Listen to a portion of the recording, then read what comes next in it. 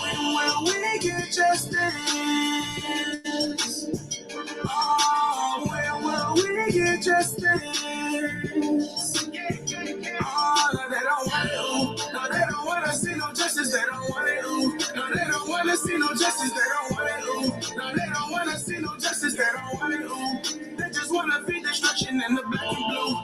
Trying to shackle you, throw you in the orange shoe. I can't even watch the news. Watch them misinform you. The police at the fucking food. This shit ain't never cordial. No justice or no peace. My people open up the portal. Every single day since made the people out your marching. We don't fight for smoke. We want the freedom with no margins. Why is your submissive not convicted? It's disheartening. Bring your rubber bullets in your tear gas. We still marching. Got my brother PTTG and he's still marching. Got my girl Mariah leading traffic out here marching. Catch my homie Alex rolling ready out here marching. Yeah, I see you Jackie with a Gabby out here marching. With a David Boy and with a bro stuff out here marching. The revolution, family freedom fighting in the marches. The revolution lives on Blood Lives Matter. Don't ignore me, our people out here dying, just another break is when will we get justice? Oh, when will we get justice? No, they don't want it. No, they don't want to see no justice, they don't want it. And they don't want to see no justice, they don't want it. And they don't want to see no justice, they don't want it. No, they don't want to see no justice. So let's ride, we need allies on the front line. We've been learning for this moment, so it's crunch time. I'm talking time and time, staying truth up in these lines. They forming riot lines, looking at the police cry. It's no more love for the bacon, hope the piggies die. They like to cover all their fuck-ups, then they feed you lies. How they shoot you when you're sleeping in the bed you lie. They'd rather see you lying dead than see you saving lives. I had to kick it so fuck for all the freedom fighters. It's for the ones who tie the hashtags and them candle lighters. I'm from Milwaukee, but it's looking like the Carolinas. Traffic in them caravans. In the streets is where you find us. Yeah. Take it to the streets to fund the police. No justice, no peace. Yeah. Take it to the streets to fund the police. No justice, no peace. Yeah. When will we get justice? Oh, when will we get justice? Oh, no, they don't want it.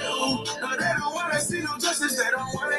No, they don't want to see no justice. They don't want it. No, they don't want to see no justice. They don't want it. They just want to be destruction in the Black lives matter. Black women matter. Protect black women. Protect black children. Protect yourselves. Fuck 12.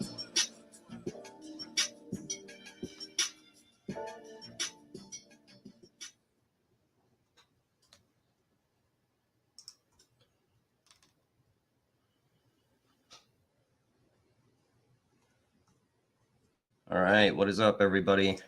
How's it going?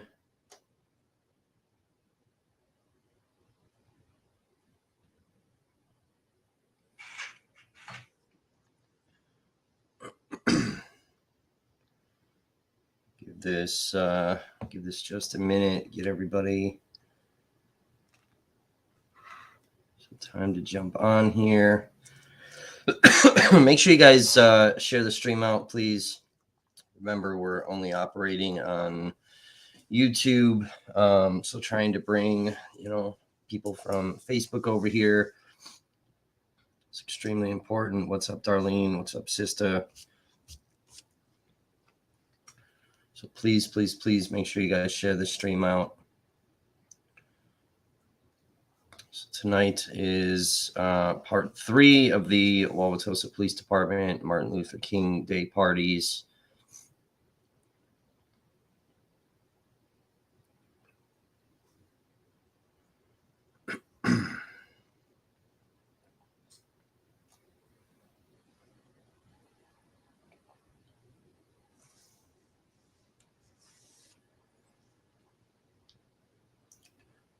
Just send.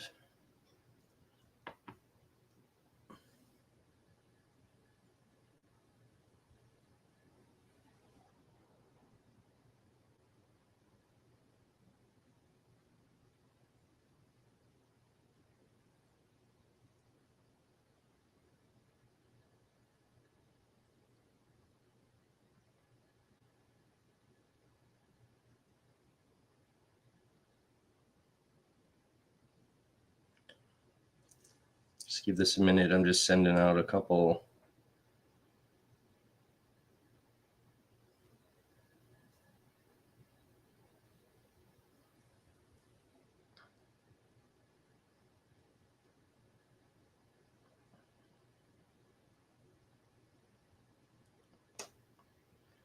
Please make sure you guys share this out.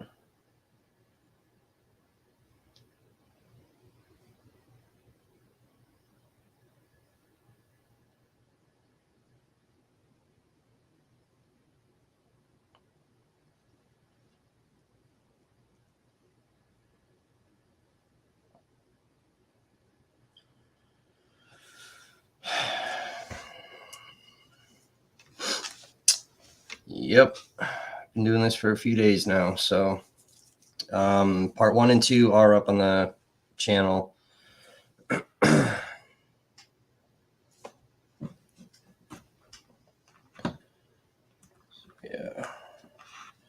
All right. Do we have mods in here?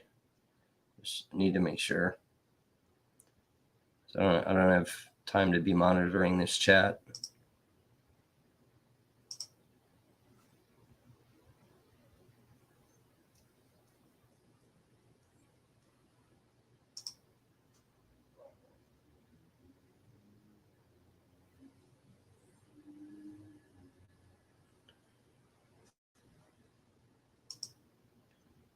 All right, boss is here. All right, cool.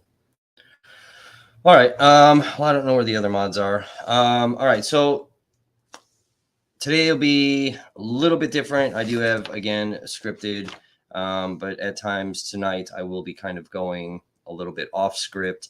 Again, we're going to show some documents. We're going to show some articles today, some more images.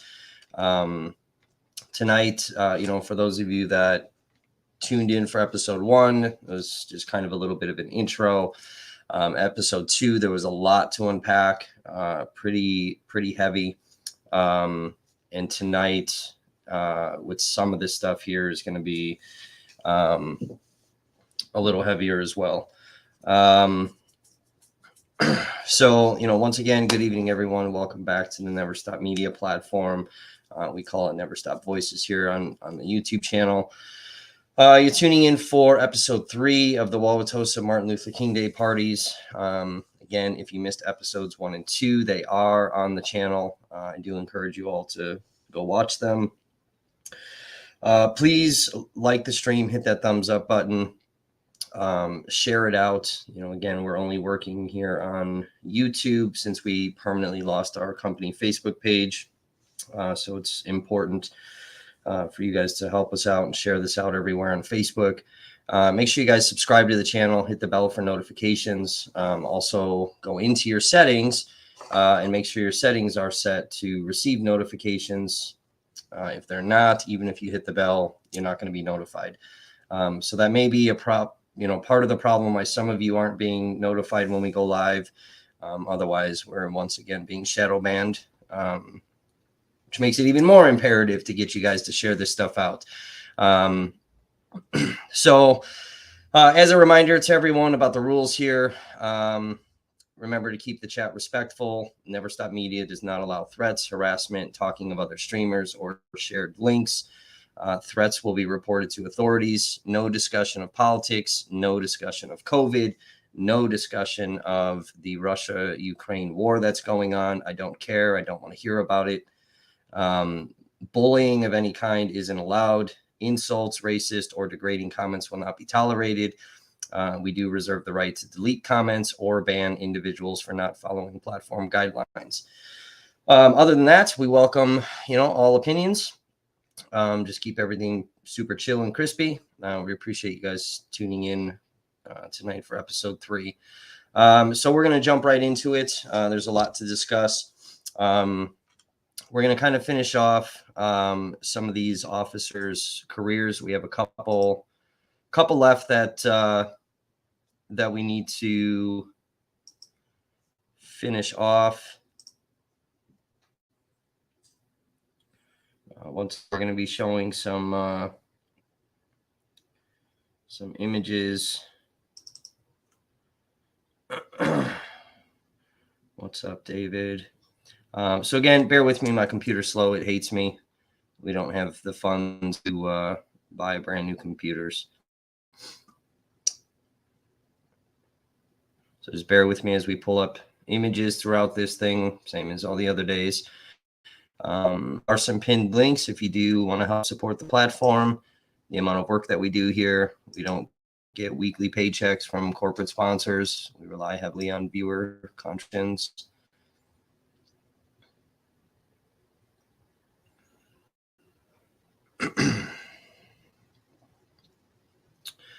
All right, so I show this article first because this is going to kind of play into what we're about to talk about a little bit. So yesterday we were talking about Howard Bacon's career, and we kind of left off with him with a lot of SWAT training, a lot of special response team training, and right around this era, police departments all across the country, but specifically with Wauwatosa, they got approved to start using these high-powered rifles. So, you know, when you see these law enforcement officers with their AR-15s, this is kind of around that era where all these departments start kind of upgrading their weaponry. So this article, again, written by Mary Hone. She was a journalist for the Wauwatosa News-Times, which is no longer in existence. But we did have an opportunity to speak with her. So it says, Wauwatosa Police Department may soon be equipped with semi-automatic weapons if financing for the weapons is okayed. Mayor James Brundall said the police union is negotiating with the city and discussing the possibility of the union members paying at least 20% toward the $39,660 needed to purchase the guns. So far, the police department has collected more than $12,000 for the purchase of the guns. Brundall will present to the Common Council's Budget and Finance Committee a complete financial proposal for the weapon purchase. It is expected the committee and the entire Common Council will approve the transfer of money from the city's contingency fund to pay for the balance of money needed to buy the guns and ammunition. Police expect the ammunition to cost between $12,000 and $16,000 during 1991. The ammunition will be used for training the force on the new guns. Each officer will use 600 rounds of ammunition for mandatory training on the weapons. Training will last between 10 and 28 weeks. Police officials say after the officers complete initial training, they will practice quarterly using another 240 rounds of ammunition. The police department must still determine the total cost for manpower training time. In most cases, overtime is not expected. Police Chief Barry Weber said most of the training will be completed while the officer is on duty. Officers now use 38 caliber revolvers. The police cited a 1987 Federal Bureau of Investigation study indicating 38 caliber weapons are ineffective compared to semi-automatics. Other neighboring communities, including Fox Point, Brown Deer, and Shorewood, recently switched to semi-automatic weapons. Officer Dominic Leone, who again ends up becoming the president of the Police and Fire Commission later on, said automatics are superior weapons because of a better design fitting into the hand, greater durability, performance, and reliability, increased round capacity, and faster shooting and reloading speeds. Since many criminals carry similar weapons, it's obviously not true. Leone said it is critical the officers carry the weapon. The proposed Glock 40 caliber semi-automatic weapon carries 16 rounds compared to the 38 caliber revolver used today, which carries only 6 rounds. Alderman Joseph Potasic said he supports arming the police department with their new weapons, even though the proposal was originally scratched from the 1991 budget. Brundall said eliminating the purchase of weapons from the 1991 budget was a mistake. This is an issue I hope the Common Council supports. I am now convinced we are outmanned with the equipment the police officers are carrying. The mayor encouraged the issue of financing get resolved as early into 1991 as possible because every day the department continues to be outmanned escalates what Brundall terms a very dangerous situation. So I don't disagree with them having these guns. Obviously, we're in 2022. Times are a little bit different. One, people aren't running around down the streets, carrying big, high-powered rifles like you see. That's just not what was happening. So I pulled that up because I wanted to show you guys, the rhetoric that goes around within the community in order to support these different decisions that are being made. So, all right, getting back into careers. So let's jump into Howard Bacon. Let's finish him off.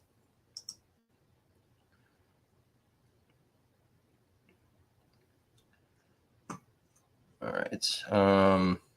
Kind of doing my best to hold it together tonight, guys. I have a massive migraine, so if I end up seeming a little off kind of through this, that's why. All right. So July 2001,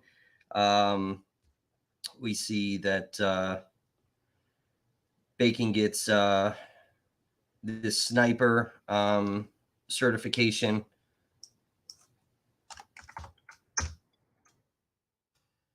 Okay.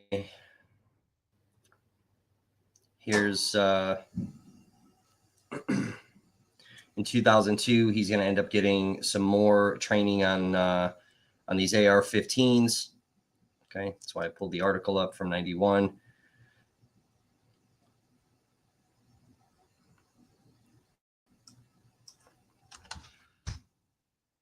All right.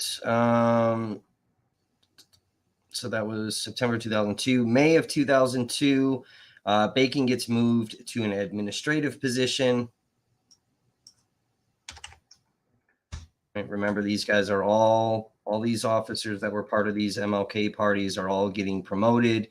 And they're moving up the ranks very quickly. August 2002, he becomes the department's equipment officer.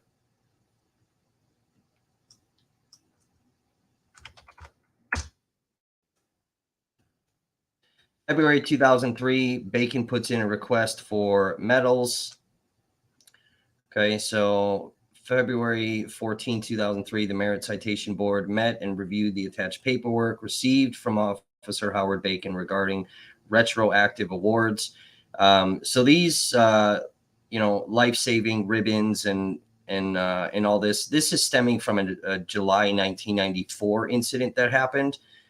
So again, there's this thing where officers, it's not their supervisors that are requesting to have medals presented to them or ribbons or whatever. The officers are allowed to do that themselves. I don't know. I don't know how I feel about that.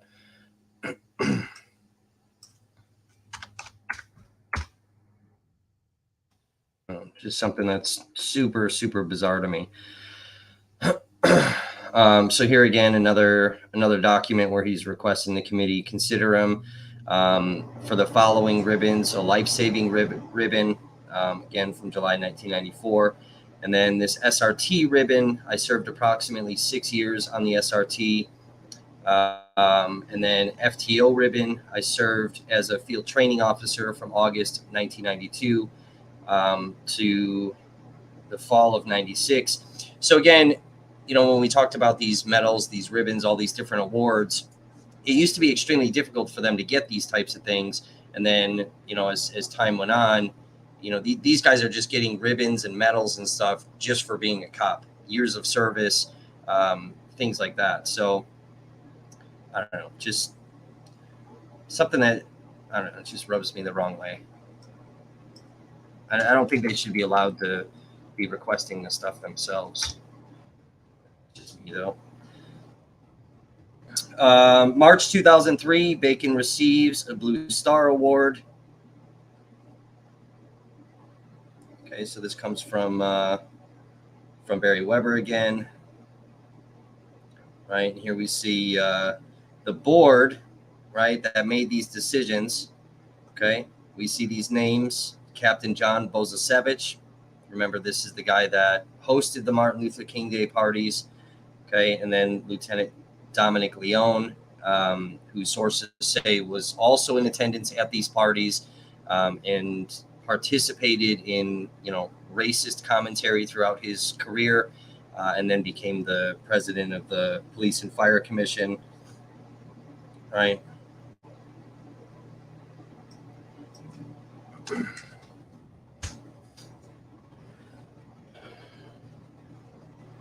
April 2004, Bacon's going to become a firearms instructor. Okay, this is for the Glock that they start carrying.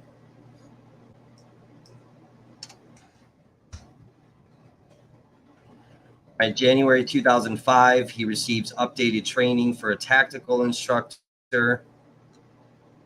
Okay, now remember, Bacon is the officer that discharged his weapon to intimidate John Cutts. And here he's getting all types of weapons training and instructors. And September 2006, more tactical instructor training. What's up, Breezy?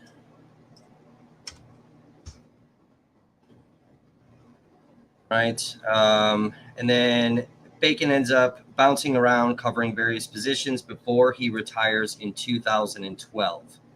Okay. So this guy was a huge component and participant in the Martin Luther King parties, very, very racist parties. We went through the details of what they were yesterday. And here this guy is all the way into 2012.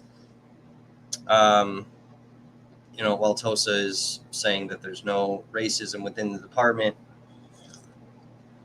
I thought it was interesting that, again, he fires this blank shot in this attempt to intimidate the whistleblower, and here his career advances, with all this gun stuff. It's going to get a little bit more ironic in a minute. So we heard Howard Bacon came back to the department around 2019, 2020, around there, for a short time to assist with the department. We're unsure exactly what he was assisting with, but he definitely ended up coming back to the department. Following up on Howard Bacon, today, 2022, we had since learned that he recently passed away. One thing, I gotta pull up an article. I totally forgot to set this up. Give me a second. So here's where this becomes a little bit more ironic. I have all these links pulled up. I totally have to pull this one up.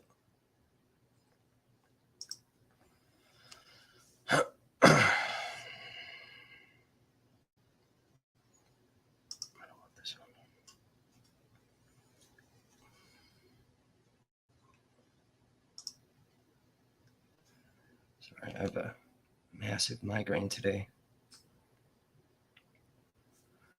All right, let me pull this up.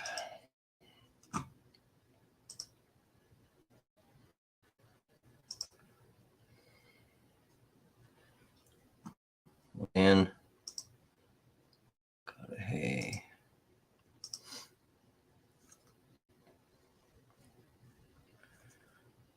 All right.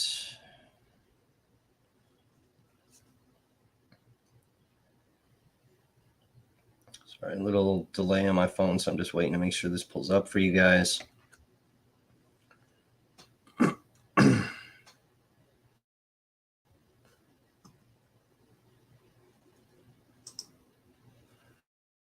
right, there we go. Sorry, I got tons of links open right now, so it's going to be a little slow until we start closing these out. Okay, so this article, written July 28, 2021, Cudahy police shooting, woman pleads guilty, gets 10 years in prison. Here's the irony. Cudahy, Wisconsin, Brandy Bacon, 33, of West Allis, was sentenced to 10 years in prison, pleading guilty to one count of attempted first-degree intentional homicide. after she fired shots towards police during a Cudahy incident. Police responded to a reported fight near Pennsylvania and Ramsey the night of March 13th. When officers arrived, a criminal complaint states, several people told officers that Bacon officers searched the area and found Bacon, asking her to come out. She then fired a shot in officers' direction. The complaint states, and moved across a yard, firing 2 more shots as officers took cover. An officer returned fire from behind. Bacon advanced, coming approximately 4 feet from the officer, and fired another shot that missed the officer. That officer then fired 3 shots in quick succession, according to the complaint, striking Bacon in the abdomen, causing her to fall to the ground. According to the complaint, an officer was heard yelling, "Police, drop the gun," to which Bacon responded with something like, "Can't you just leave me alone?" Later during the incident, the same officer reporting hearing a bullet fired by to consuming multiple bottles of wine, using cocaine, and smoking marijuana prior to the incident. She said she did not have a recollection of the night's event after having had cake at a party, and admitted to having a gun with her that night. In addition to prison time, Bacon was sentenced to 5 years of extended supervision. A second attempted homicide charge was dismissed, but read in upon sentencing. Significance of Brandy Bacon is this is Howard Bacon's daughter. I thought it was not to sound insensitive, but comical and ironic at the same time. So here you have an officer who attends these Martin parties. John Cutts snitches on everybody. Howard Bacon plays this massive, significant role, intimidating him, calling him all these disparaging names, right? You're fucking civilian, moving his car, writing these false tickets, and then this theatrical performance where, according to sources, he comes into the office, gets Cutts all worked. He's going to lose his job. He's, Bacon's going to commit suicide because of all of this. And after he's like terrified Cutts to no end, he discharges this blank round, and Cutts thinks that Bacon just blew his head off. And throughout Bacon's career, from that point in 1990 all the way to 2012, he becomes this tactical instructor and then the irony of his lunatic daughter firing a gun at police officers and then getting prison time. It's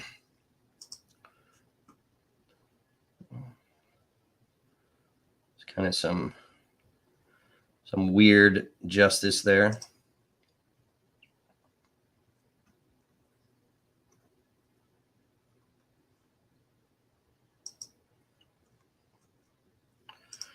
All right. Next up, we have Mark Tebow. Okay, so let's go to Tebow's file real quick. We'll finish him off. Now, remember, wrong one. Now, remember, Tebow was also at these parties and believed to have videotapes of the parties.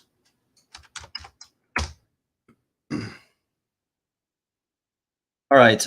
April 2001, Tebow gets promoted to accident investigation sergeant.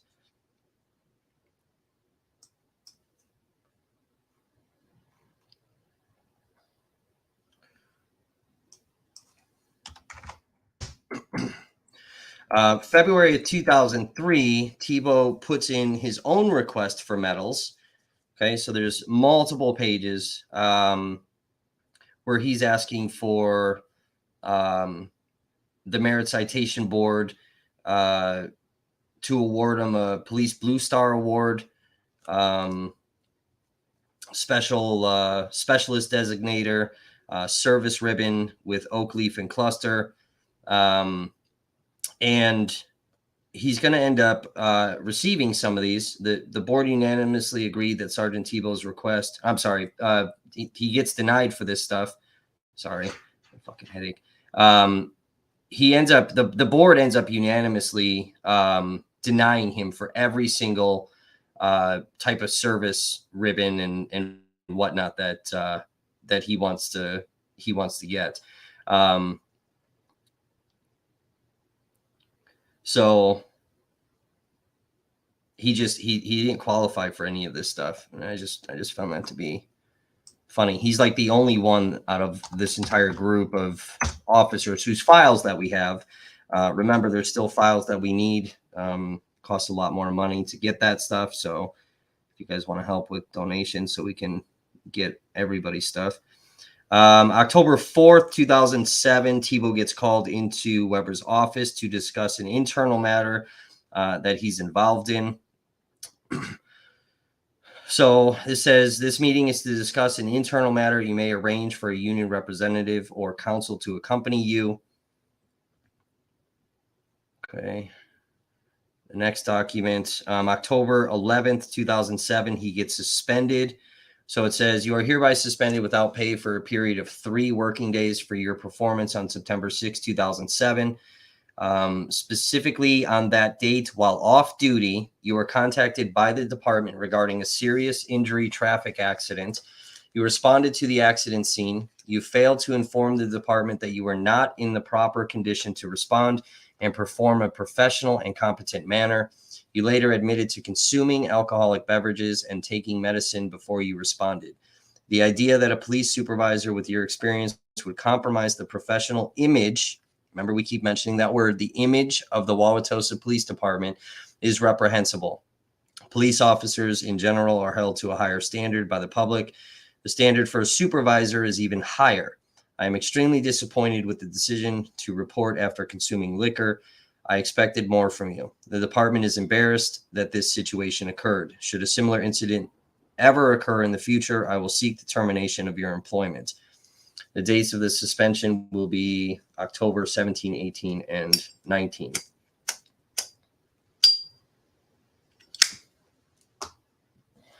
So, remember, anything that affects the image of Wauwatosa, anything that affects the image of Chief Barry Weber, Weber just loses his mind, okay? In June of 2010, Tebow sends a letter regarding his retirement to be set in July of 2010.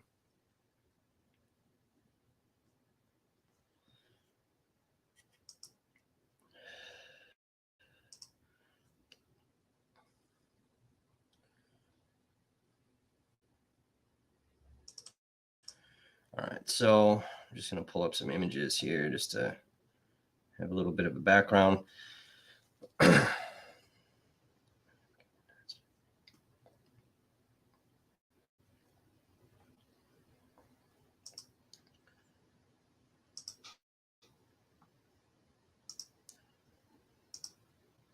is where we need like a whole team of people running all the back end. All right, so let's talk about suspensions, administrative leave, promotions, kind of how they work, and how, more importantly, how they get covered up. So let's say that an officer is involved in a serious infraction, right? An internal investigation happens, which is, we all know, not really an investigation. There are more talks on what actually happened and then what the narrative is going to be when it's released to mainstream media, if anything is released. Okay. The officer then gets to pick what days the suspension will take place and spread those days over multiple pay periods so that their paychecks are not drastically affected. Those suspension days can also coincide with vacation time. Sometimes looking through personnel files, whatever critical incident that did happen, documents about it become extremely vague or end up missing completely. Now, to replace those suspension days with whatever the original incident was, you start seeing these petty write-ups that result in one-day suspensions. This is done to hide the original infraction in case the officer's personnel file gets released to the general public. Now, mind you, getting personnel files for police officers is virtually impossible. In Wisconsin and all over the country, departments deny these requests because releasing specifics regarding an officer's conduct could make it difficult for the department to hire in the future. And when you start showing patterns of behavior with officers in the same department, it would clearly show serious problems, and any reasonable person who wanted to join the force may think twice about applying to that department, resulting in a shortage of officers. Now, one thing to note when it comes to Wisconsin's open records law, we're allowed to get conduct documents pertaining to officers. However, most departments deny those requests for the very reason that I stated. And most normal people are not going to sue the department in an action called a writ of mandamus. It's costly, and it's, generally a fight. Getting an entire personnel file, it's something that's extremely, extremely, extremely difficult. And there better be like a serious issue to argue why you need that. Now, in regards to administrative leave with pay, okay, is based on the protections that officers have within their union contracts. So if you remember in previous episodes, we talked about their labor agreements with the police unions, these guys filing these lawsuits and everything with the unions behind them. Okay. When officers are involved in serious infractions, and we later find out that shortly after they were promoted, this is something that generally leaves most people with a conscience viewing the situation that an officer was rewarded for their conduct. While the promotion definitely has benefits to it, they are generally more administrative duties within the department. It keeps them out of the view of the public so that the incident can be forgotten a lot quicker, and also prevents more controversy surrounding the incident. It prevents more investigations, more appeals, more lawsuits. It allows the department to continue moving forward without admitting wrong. Remember, this is ultimately about money and image.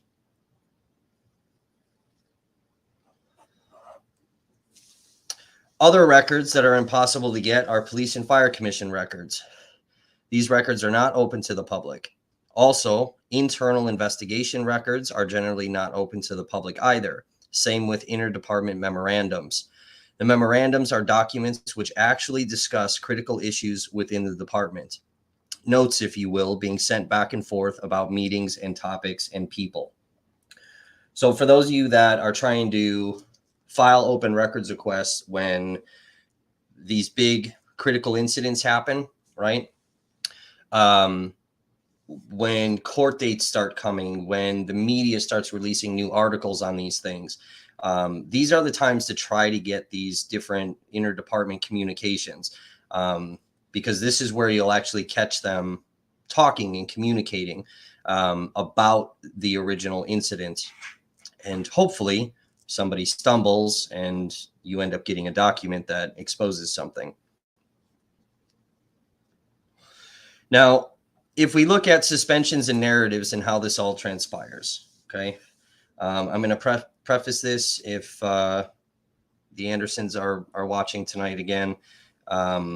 This might be a little difficult to listen to, this part. We had a law enforcement source kind of explain how this stuff happens.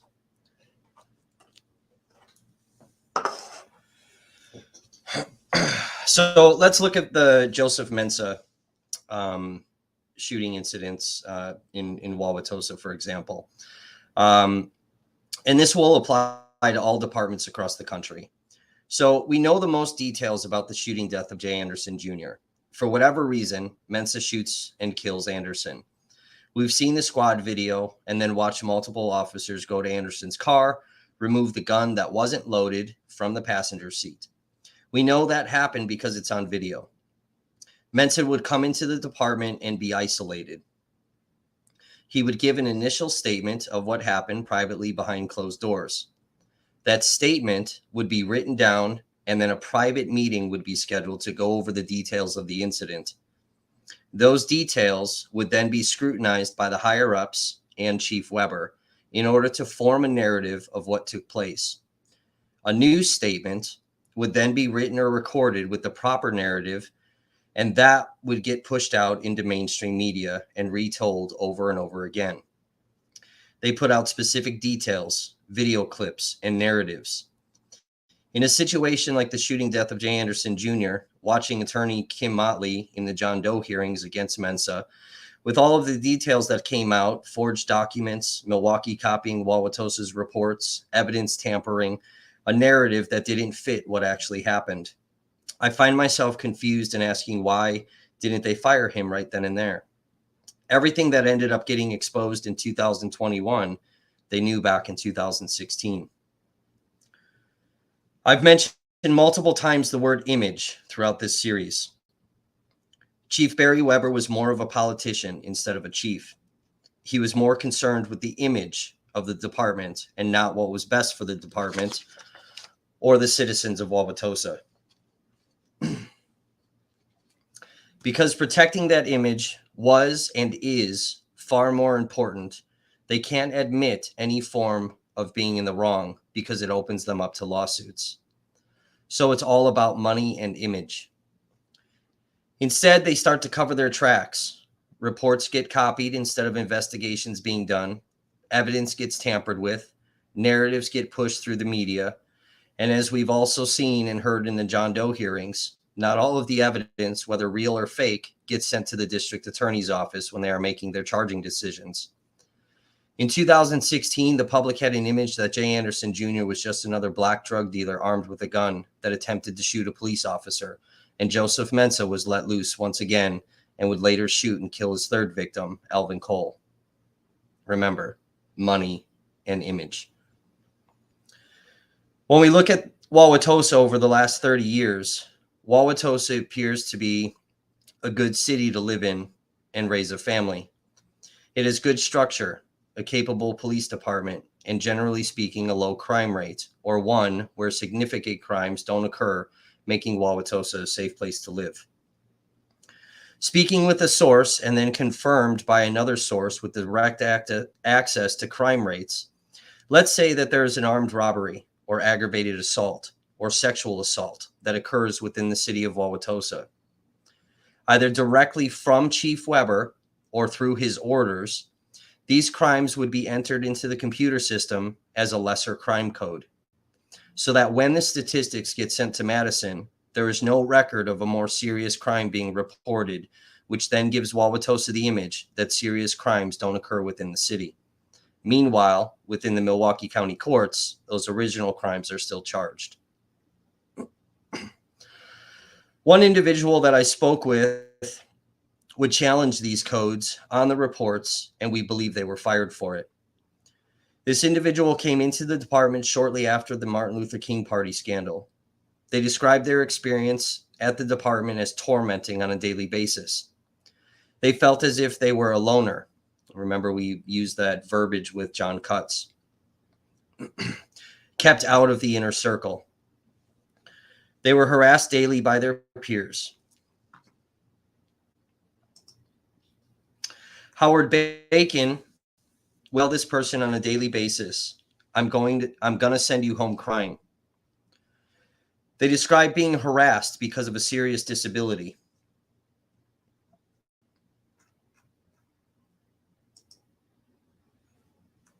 On one occasion, they recall due to their disability and the temperature within the department, their body temperature and the heat caused them to pass out. Instead of getting this person help, they made fun of them and wrote the individual up for sleeping while on duty. They would cry on the drive to work and have panic attacks while on shift due to the treatment and harassment they would receive. There were constant internal investigations done on this person with multiple suspensions. Promotion and pay would be taken away from them with no explanation as to why. One quote from this person that was chilling to me, they stated, "I used to feel like I was somebody. Now there is nothing left. I'm not afraid of them physically. I'm afraid of them mentally because of the torment and what they are capable of."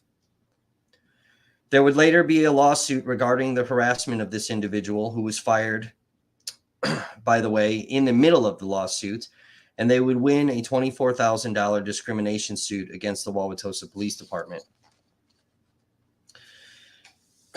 This individual spoke to me about the police auctions. If you remember, we mentioned that yesterday. And a situation revolving around a shoplifting case. Let's say someone gets caught shoplifting at a local retail store. The property that was stolen now becomes evidence in the case. That property is going to sit while the case is ongoing and sits even longer after the case is resolved. In one incident, a female officer who was in charge of the evidence that has sat for long periods of time found a ring with a value of several $1,000s. Evidence that is unclaimed, depending on what it is, either gets destroyed or at the time went to a police auction.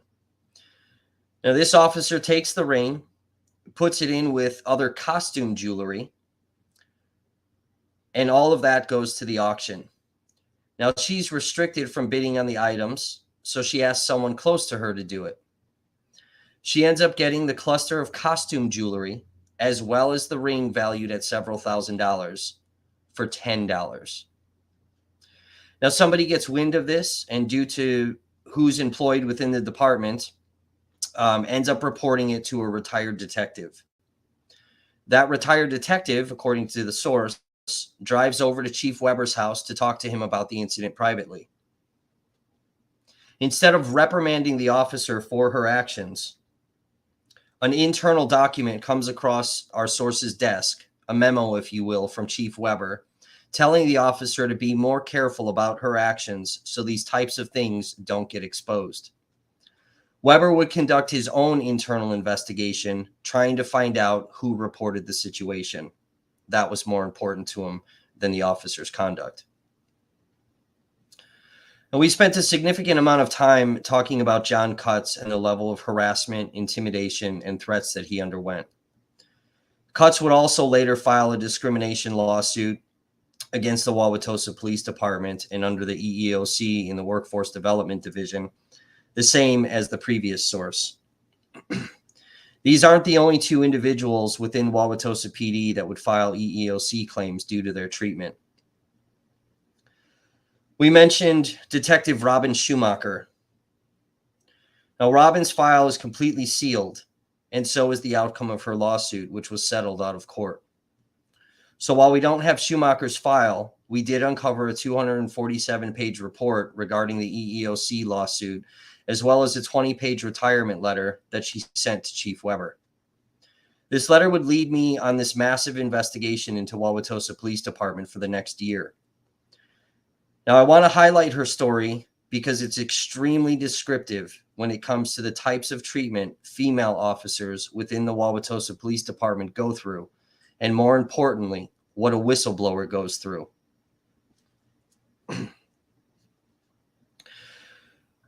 Now, I do want to preface this that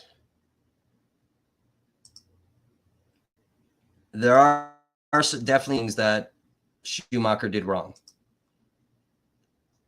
And because of those things, this narrative ends up getting formed.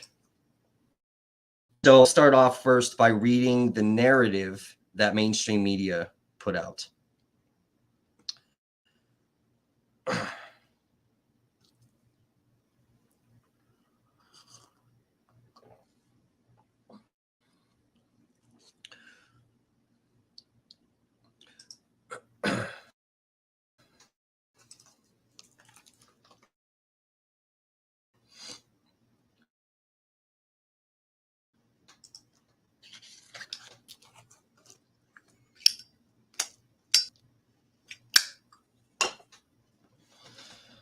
So on WIS 12, they write up an article.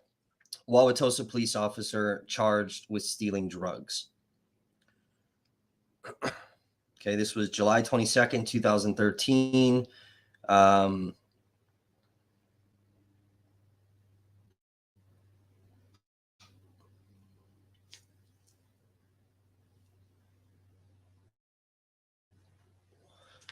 there's a lot of weird pop-ups.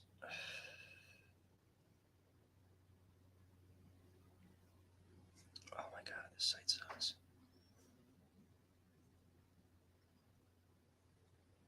Hang on, sorry. When these weird pop-ups start popping up on the thing down. All right, it says a Wauwatosa police detective accused of drugs has been charged with misconduct in public office, possession of narcotic drugs, and theft. Robin Schumacher was arrested last week, according to the criminal complaint on July 11th. The property clerk noticed that items on her inventory list were missing from the burn bin, a box where drugs to be disposed are placed. The police department set up video surveillance in the evidence room. On July 16th, they saw Schumacher enter the evidence room holding several plastic grocery bags. Schumacher was then caught on video removing items from the bags at her desk. Police Chief Barry Weber said the drugs taken were from closed cases and that no evidence had been tampered with. She has been placed on administrative leave. Weber said he will request her termination before the Police and Fire Commission.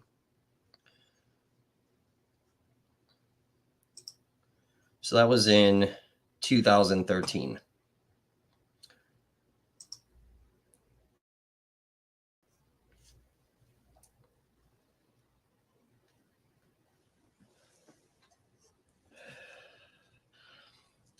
I talk a lot about these narratives that keep getting pushed out to mainstream media. Okay.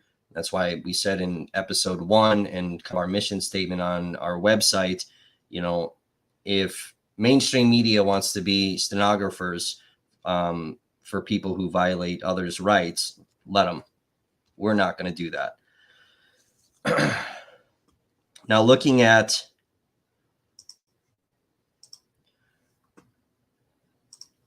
this document,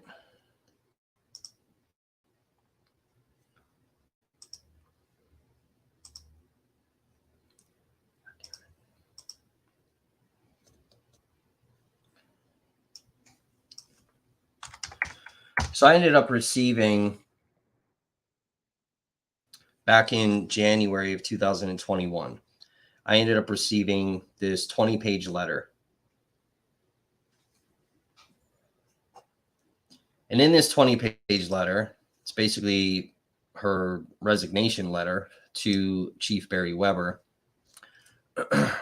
She outlines her experience from the time she joined the force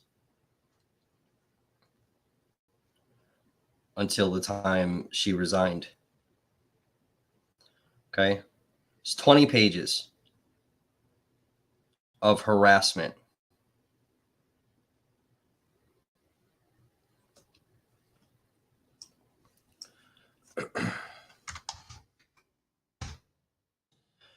Now, October of 2013, or actually September, she ends up filing a complaint with the EEOC, Equal Employment Opportunity Commission. Okay, and she's going to allege all types of harassment, sexual harassment, discrimination because she was a gay officer. Okay, which is why in a previous episode we kind of highlighted a citizen who reported some lewd behavior with a gay couple, kind of showing this attitude towards the LGBTQ community within Wauwatosa. I don't give a shit what they say. They don't like that community. Okay, so she files this complaint, and she's gonna basically that same letter. She's gonna be kind of talking about within this complaint. And she names specific people. within this. Now, one thing I want to go to this document here. This is March 10th, 2014. Okay. Now I'm going to read this. So it's a couple of pages. Okay. But I think it sums up the 20 pages of harassment complaints. And it kind of adds a lot of other things. Now, looking through this 247-page file, all of these officers and witnesses that she mentions in this 20-page document, this law firm reaches out to these people and asks them, to, state what they witnessed, if anything, all these things. Every single witness that responded wrote, "There's no merit to this complaint." Okay. And then we come across this document.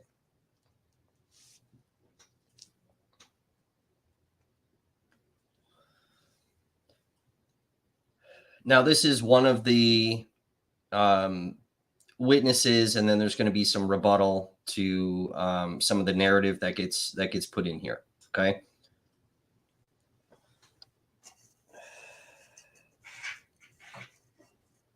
And I'll kind of stop throughout this and kind of explain a few things, because some of it is not necessarily explained in detail. So it says, this letter constitutes complainant Ms. Schumacher's response to your request for additional information in your letter dated February 6, 2014. Provide the complete name and home address of anyone who has firsthand knowledge that could support the complainant's position. Note, I make initial contact with witnesses by letter and will likely be unable to contact those people you identify without their home address. State what information the complainant believes each person will provide. And the response to that, because the department and city attorney have ordered all current employees, this is important, I need you guys to seriously hear this, because the department, meaning Chief Barry Weber, and city attorney have ordered all current employees to not cooperate with our investigation and threaten to terminate anyone who assists Schumacher with her claims, we have been unable to interview witnesses. Investigation continues, and we will provide supplemental information if and when it becomes available. When were pictures of Cagney and Lacey left on the complainant's desk? So this is something that they would refer to her and another female officer as Cagney and Lacey. Okay. And it was used as a derogatory thing. So if you guys remember the old TV show. Did the complainant complain to any management employee about these pictures, or that she did not receive backup due to her sex? So in her complaint, she alleges that on multiple occasions, she had requested backup for high-risk traffic stops and nobody showed up. If yes, provide the name and job title of the individual or individuals to whom she complained, the dates of her complaints, and what she told the individual when she complained. The Cagney and Lacey pictures were left on complainant's desk in or around December 2012. At this time, Schumacher was the case officer in charge of a drug investigation. The same day that a picture of Cagney and Lacey was taped to Schumacher's desk, Schumacher's male co-workers, Detective Steve Kribbe, Patrol Specialist Jeremy Bronner, and Officer Tom Orlowski, were supposed to back her up on a planned vehicle assault, but never showed up. Schumacher and another female, Detective Lisa Hudson, who is a complete piece of shit, were the only two to arrive and conduct the subject in custody, the SIC maneuver. Upon returning to the station, Schumacher found a picture of Cagney and Lacey taped to her desk, along with a note that read, "This is not a SIC maneuver." Upon finding the picture and note, Schumacher immediately reported the incident to Lieutenant Dennis Davidson. Schumacher relayed what had happened with the picture and the note, as well as their failure to provide her backup on a planned SIC maneuver. She told Davidson that she was fed up. Davidson's response to Schumacher was that she should use some of her vacation time to avoid her male coworkers for a day or two. The incident was never addressed again with Schumacher by Davidson or anyone else. Schumacher inquired about it once again with Davidson, and she was told, "Don't rock the boat. It's handled."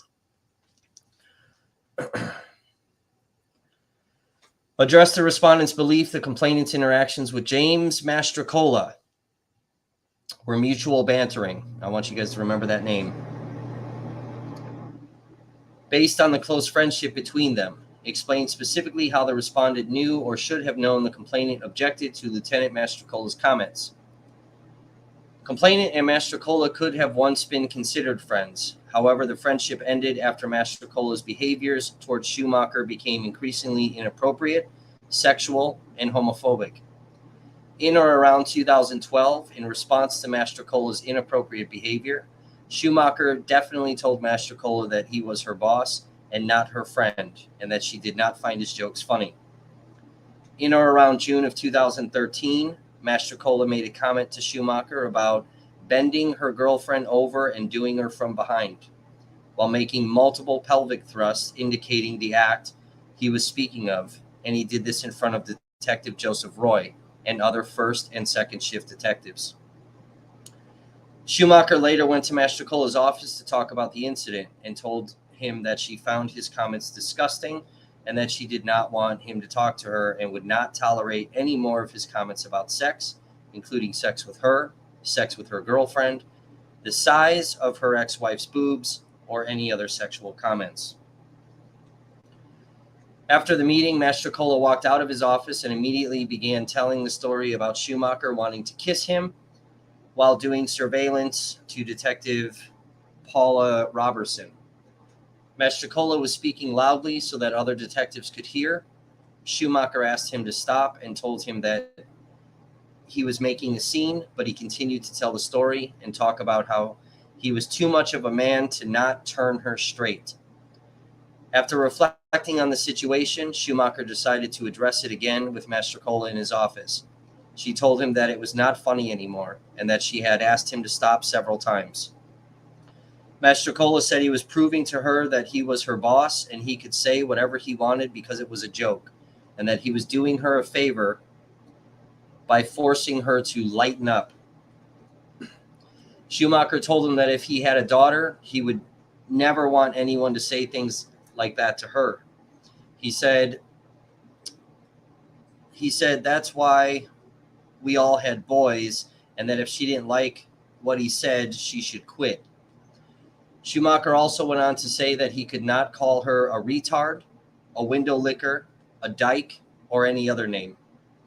He then asked if he could call her a bitch, since she was acting like one.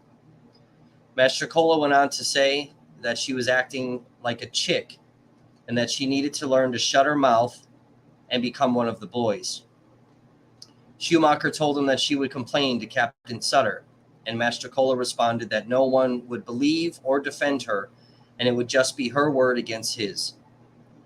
This meeting lasted over an hour and got heated to the point that other officers, including Detective Jeff Griffin, could overhear Schumacher and Mastrocola arguing.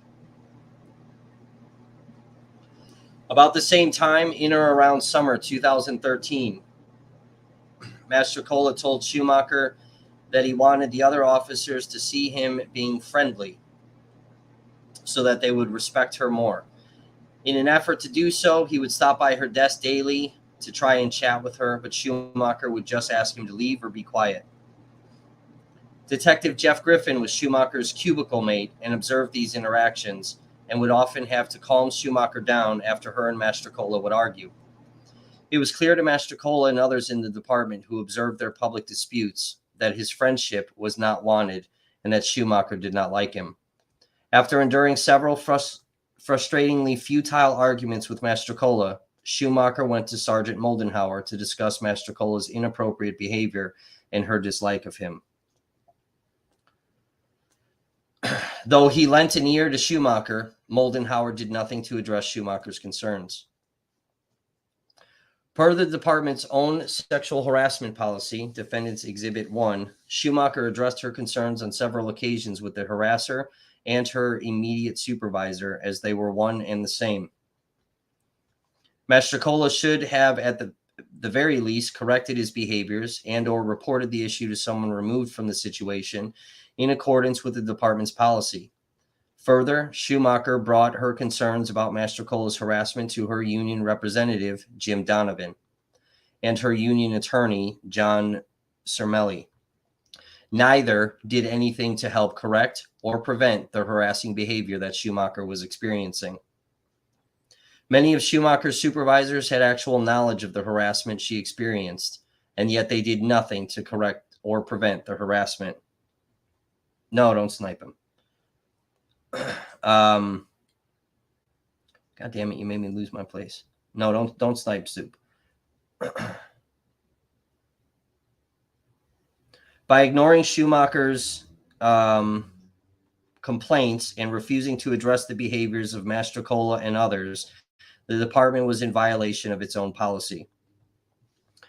According to the respondent, the complainant resigned from her employment due to criminal charges filed against her by the respondent.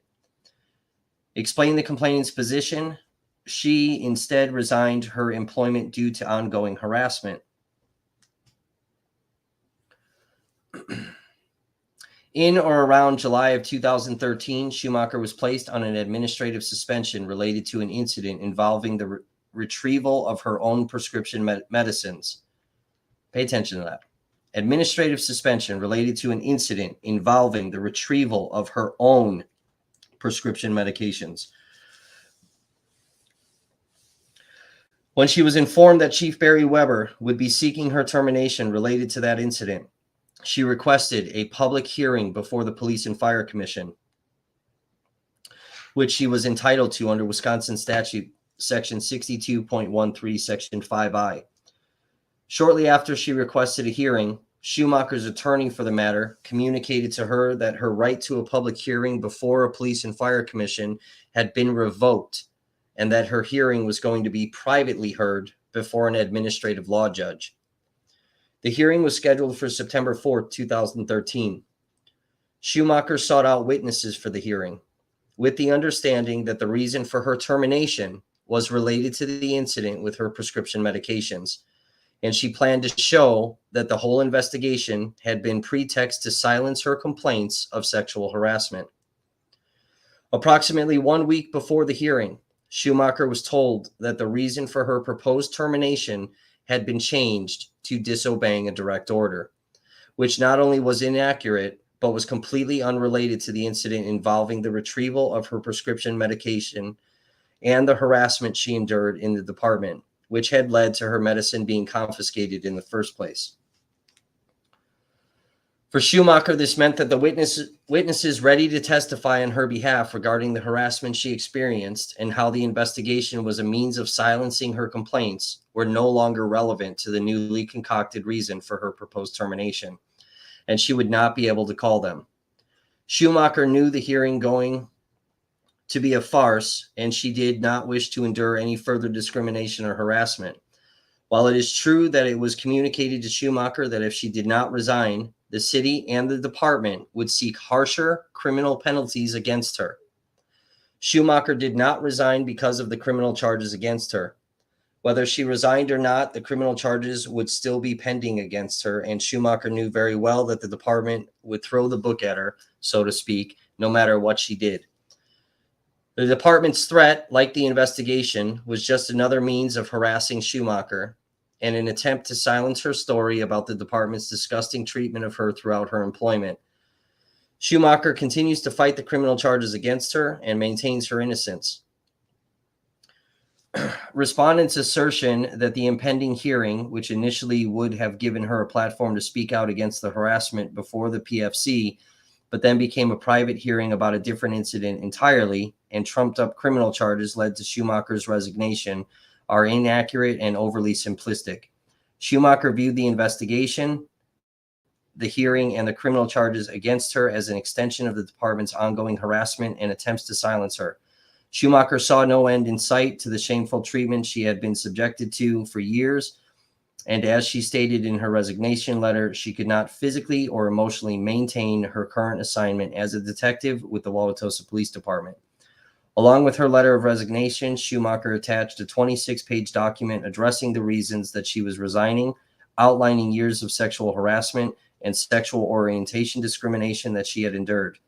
None of the reasons were in reference to Schumacher's pending criminal charges or the pending disciplinary hearing. Respondent submits the entire investigatory file pertaining to the criminal charges against Schumacher in an effort to confuse the issues and paint Schumacher in a negative light. The pending criminal charges against Schumacher do not negate the fact that Schumacher indeed endured several severe harassment and discrimination throughout her employment.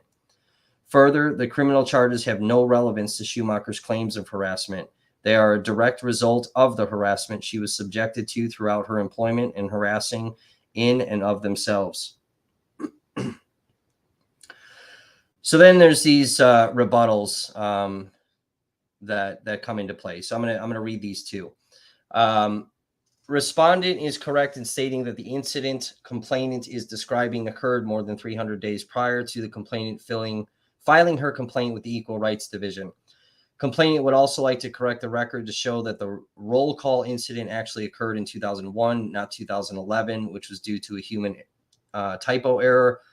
Regardless, the incident complainant describes was part of the initial harassment that Schumacher endured at the beginning of her employment that lasted until she resigned, and which escalated within the last several months of her employment to a point where it became intolerable. Respondent's assertion that complainant did not directly report the roll call incident to anyone is false. Complainant reported it to Sergeant Clary the same day that it occurred. Complainant came forward not to launch a formal investigation, but to discuss with Clary his own actions in allowing the behavior to occur. Clary, focusing only on the officer's behavior and not his own, told Lieutenant Sharpie about the incident. Sharpie then had a sit-down with Schumacher the following day. During the meeting that lasted over an hour, Schumacher stated that she had spoken with Clary only to address his actions, so that he would not condone such behavior from her coworkers in the future. But Sharpie did not want to discuss Clary's inaction, so Schumacher detailed what happened at roll call the day before, and also stated that she wanted to file a complaint against Clary. Sharpie suggested they have a sit-down with Clary instead, and Schumacher agreed. However, Schumacher never heard anything about the incident after that. Time passed, and inappropriate and offensive comments were made here and there, but it was sporadic, and nothing seemed to rise to the level of reportable offense. In 2004, Schumacher participated in a promotional testing process for anticipated sergeant vacancies. Schumacher was not offered a sergeant position, and when she addressed Lieutenant Witkowski, so that's Lieutenant Gerald Witkowski, who we talked about, a source stated that he may have also attended the MLK parties, about what she could do to receive a better evaluation in the future, the lieutenant responded that she needed to lose weight and get rid of this, as he gestured to her upper thigh and buttocks. Lieutenant Witkowski stated that she was lucky because she had a few more years before the next sergeant test to obtain a respectable weight. For other male sergeant candidates, weight was never a question or an issue. More time passed, and Schumacher's coworkers and supervisors continued to make inappropriate comments here and there about her sex and sexual orientation. For example, around the summer of 2007, Mastrocola, a heterosexual male, asked Schumacher if he could sleep with her and her wife to see if he could turn them straight. He also asked if her wife had double D breasts because they were big, just like he liked them. In or around December of 2007, Mastrocola and Lieutenant Witkowski, a heterosexual male, both called Schumacher into their respective offices on the same day. Both lieutenants asked Schumacher if another female officer was gay. This was becoming routine for Schumacher, having her male supervisors and coworkers address her for all things gay and asking her to constantly out her fellow officers. Schumacher did not answer either of the lieutenant's questions. Summer of 2009 is when the surveillance incident with Mastrocola took place, which sometime later begat his offensive retelling of his version of the events that day. Another incident occurred in the summer of 2009 when Officer Kelly Zielinski, a heterosexual male, was in the roll call room with Sergeant Jeff Farina. Most of you guys with knowledge of the People's Revolution, you're going to know who Farina is. and Schumacher, and Officer Zielinski farted and told Schumacher to get on her knees and sniff his balls to see what they smell like. And again, during the summer of 2009, Schumacher was called upon to be an expert on all things gay when Captain Sutter called her into his office to tell her that he suspected one of his sons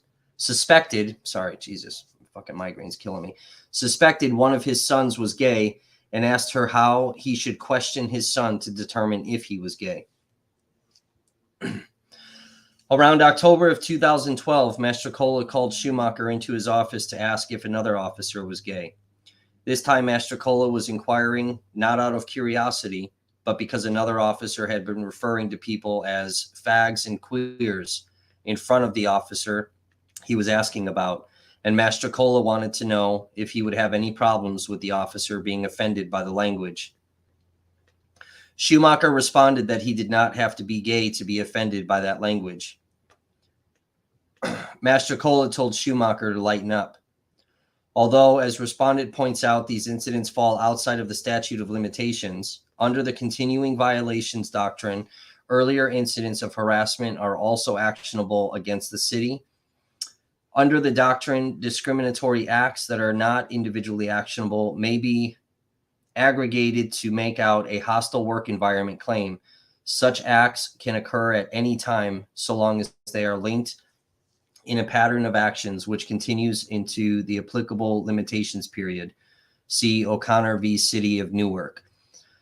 Further, if the victim of sexual harassment sues as soon as the harassment becomes sufficiently palpable that a reasonable person would realize she had a substantial claim under Title VII, then she sues in time and can allege as unlawful conduct the entire course of conduct, that its cumulative effect has made her working conditions unbearable. See Limestone Development Corporation v. Village of Lamont. All of the above mentioned incidents alone, which at first seemed like isolated incidents, small humiliations, and indignations that Schumacher could handle, now clearly bespeak of a pattern of harassment and discrimination that within the last year of her employment became so pervasive, Schumacher came to understand that she was being singled out for discrimination and harassment due to her sex and sexual orientation. Moreover, many of the incidents described throughout this statement occurred more recently within the statute of limitations. Many were occurring on a daily basis, making the action severe and pervasive on both a subjective and objective level, and they were perpetrated, condoned, and or witnessed by Schumacher supervisors, making respondent liable for the harassment. Respondent's assertion that Skornina immediately sought out complainant and apologized is false. The day Schumacher received Skornina's text about her saggy tits, she was walking back to her desk and saw Detective, now Sergeant Skornina, picking up her phone at her desk. When he saw her, he walked up to her and said that he was not talking about her in the text he sent, and that he was actually talking about the secretary, Karen Roy. He was nervous and said over and over that it wasn't a joke about Schumacher, it was a joke about Karen Roy, and then he walked away. Schumacher then read the text in her phone, saw her name, and went back to Skornina to tell him that she did not appreciate the text or his lying about it. At the end of the day, Skornina approached Schumacher and said only that he felt bad. Schumacher went home, and about 4 hours later, she received a call from James Mastrocola. He had seemingly called just to make small talk, which was strange because he had never called her at home just to talk. But eventually, Schumacher brought up the text that she received from Skornina. Mastrocola told her that he already knew about the incident because Skornina had reported it to him. That it also, when he told Schumacher that it's only wrong if you say it's wrong, Schumacher told him that she was not going to tolerate the harassment anymore and that she wanted him to address the incident. Mastrocola told her that he would address it and would get back with her and his plan moving forward. The following day, Mastrocola approached Schumacher and told her that he had taken care of the incident by publicly harassing Skornina during a briefing that had taken place that morning. Mastrocola said that he and other officers had laid into Skornina about being dumb for commenting on Schumacher's saggy tits and also sending the text to her. Schumacher objected to Mastrocola's means of handling the situation and making it public knowledge that Skornina sent a text to her about her saggy tits, ultimately humiliating her even more. Because the discussion began to get heated, Schumacher said that she did not wish to speak about the situation openly in the Detectives Bureau and would see him later that week to discuss the situation in private. A few days later, Schumacher had a meeting with Mastrocola. Again, Schumacher expressed how upset the text had made her and how his handling of the situation was even more upsetting. She told him she would not be okay without the situation being properly investigated and Skornina being appropriately punished. Schumacher later came to find out that nothing was done, and about a week later, when she again inquired about the situation with Mastrocola, he told her that he had already handled it when he had harassed Skornina during the briefing.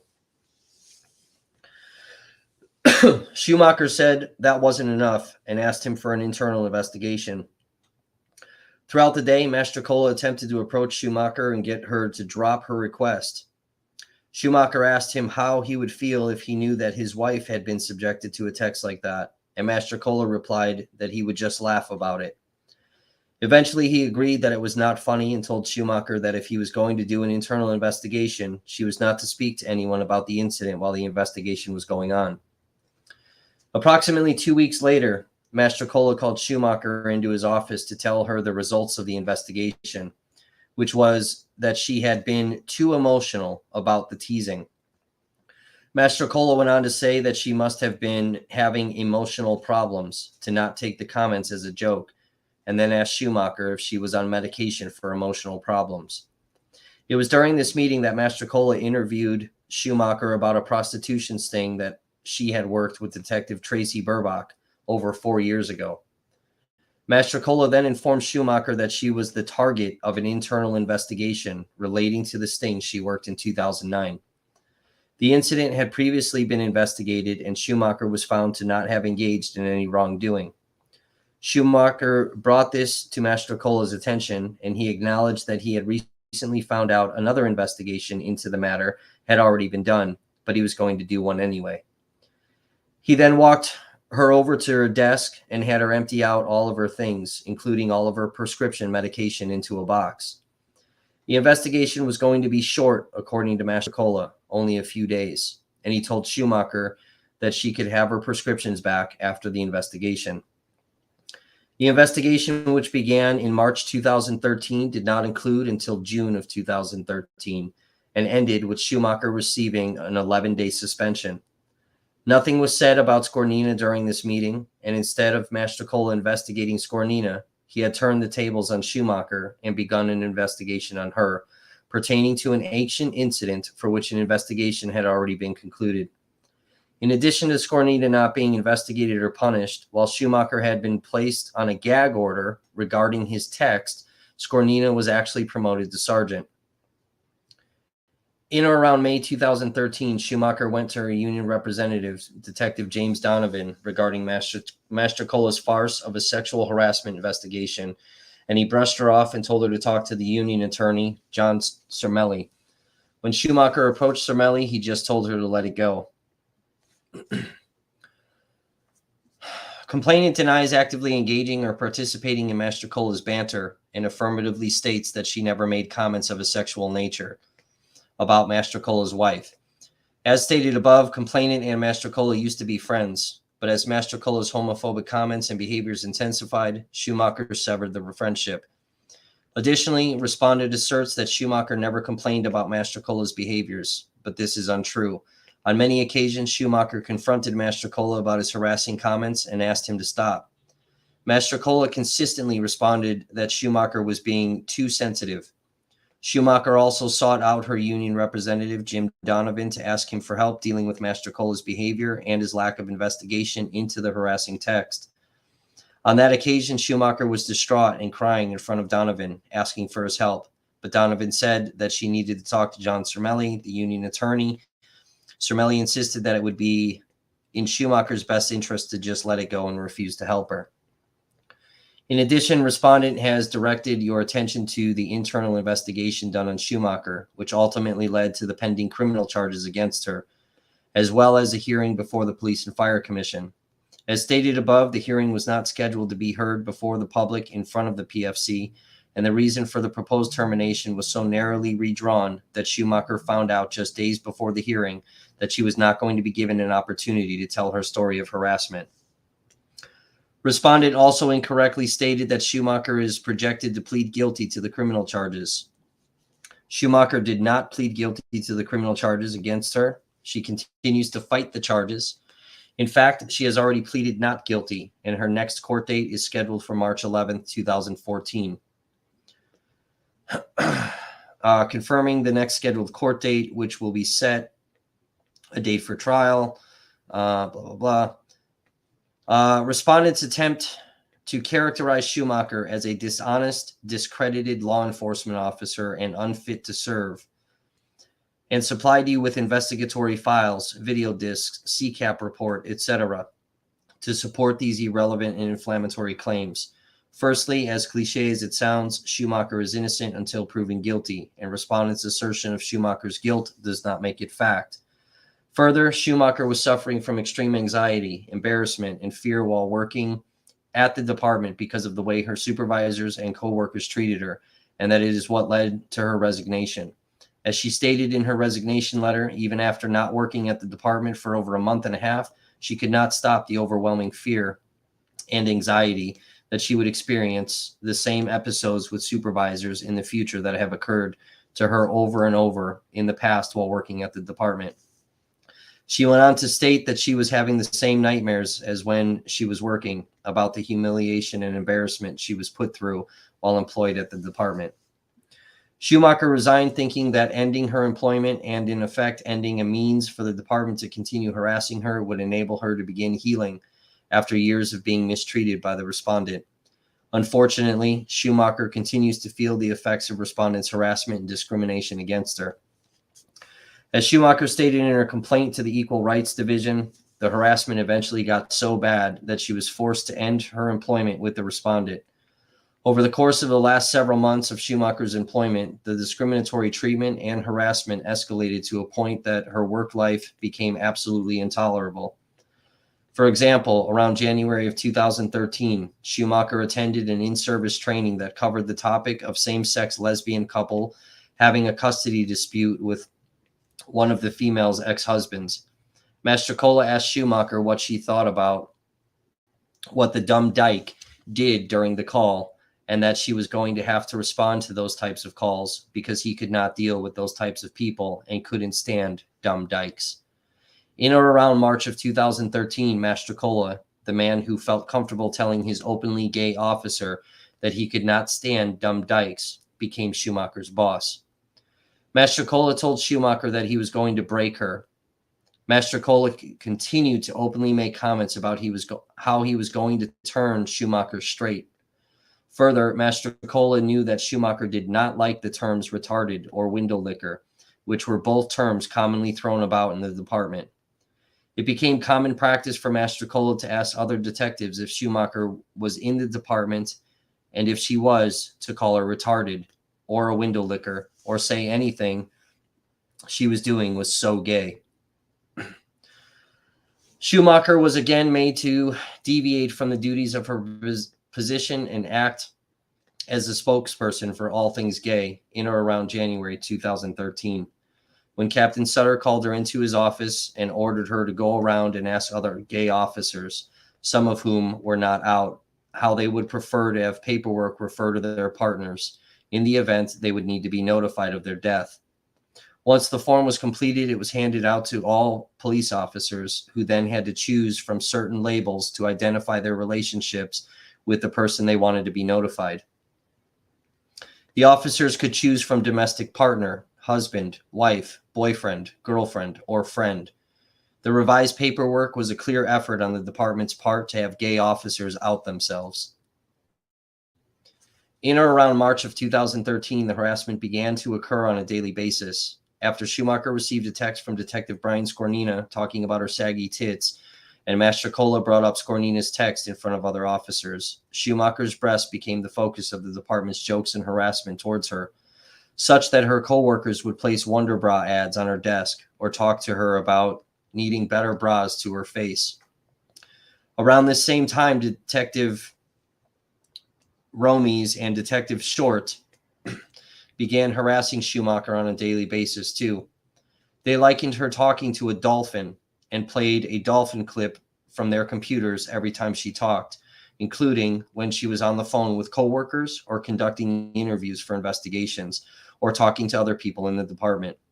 The detective's behavior effectively silenced her from talking to other coworkers who could not handle the annoying dolphin noise, and also interfered with her ability to work when she was taking calls at her desk.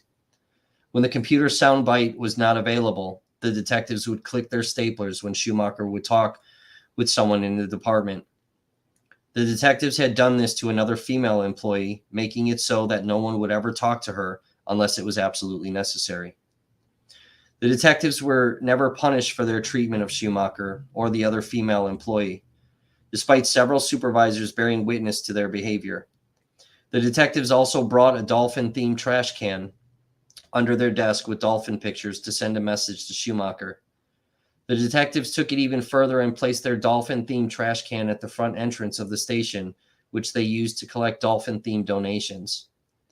Mastrocola was aware of this harassment, and he told Schumacher that his solution was to be friendlier to Schumacher because the detectives would respect her more if they knew she was a friend of James Mastrocola. To show that he and Schumacher were friends, Mastrocola would come have friendly conversations with Schumacher at her desk.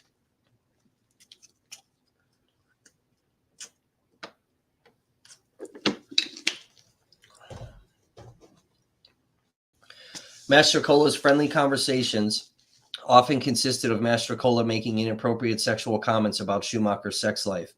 He would mimic sex acts, talk about her wife's breasts, comment about how he could turn her straight, and retell the story about how Schumacher tried to make out with him on a surveillance. Following one of his retellings of this story to Schumacher and other officers, Mastrocola then approached Schumacher and grabbed his crotch, asking if she wanted that. Schumacher was appalled and disgusted by his behavior and knew that his treatment of her would only encourage her fellow male coworkers to continue on with their harassment. As a result of Mastrocola's illegitimate internal investigation of Schumacher, on or around April of 2013, Schumacher was forced to clean out her desk and place all of her personal belongings into a box until she could go through the box with Sergeant Werner and pick out her personal property.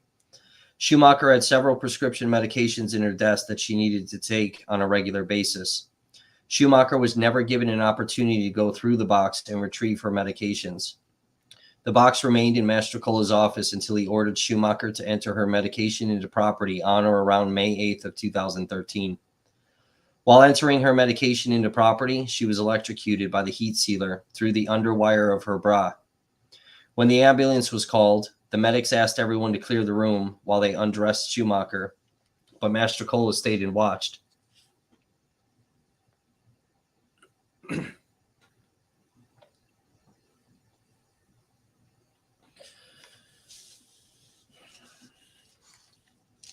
Mastrocola then made a comment that Detective Skornina was right about Schumacher's saggy tits. Despite the fact that it was customary to have a sworn officer escort another sworn officer to the hospital for protection, Schumacher was sent to the hospital unescorted by another officer. The department instead sent a secretary to drive Schumacher back from the hospital. If Schumacher had been a straight male, she would have received an escort by a sworn officer to the hospital. Schumacher returned from leave due to the injury approximately 1 week later. Without skipping a beat, Mastrocola again ordered Schumacher to clear out her desk, which contained new prescriptions related to her electrocution and newly refilled prescriptions that Mastrocola had previously confiscated from her.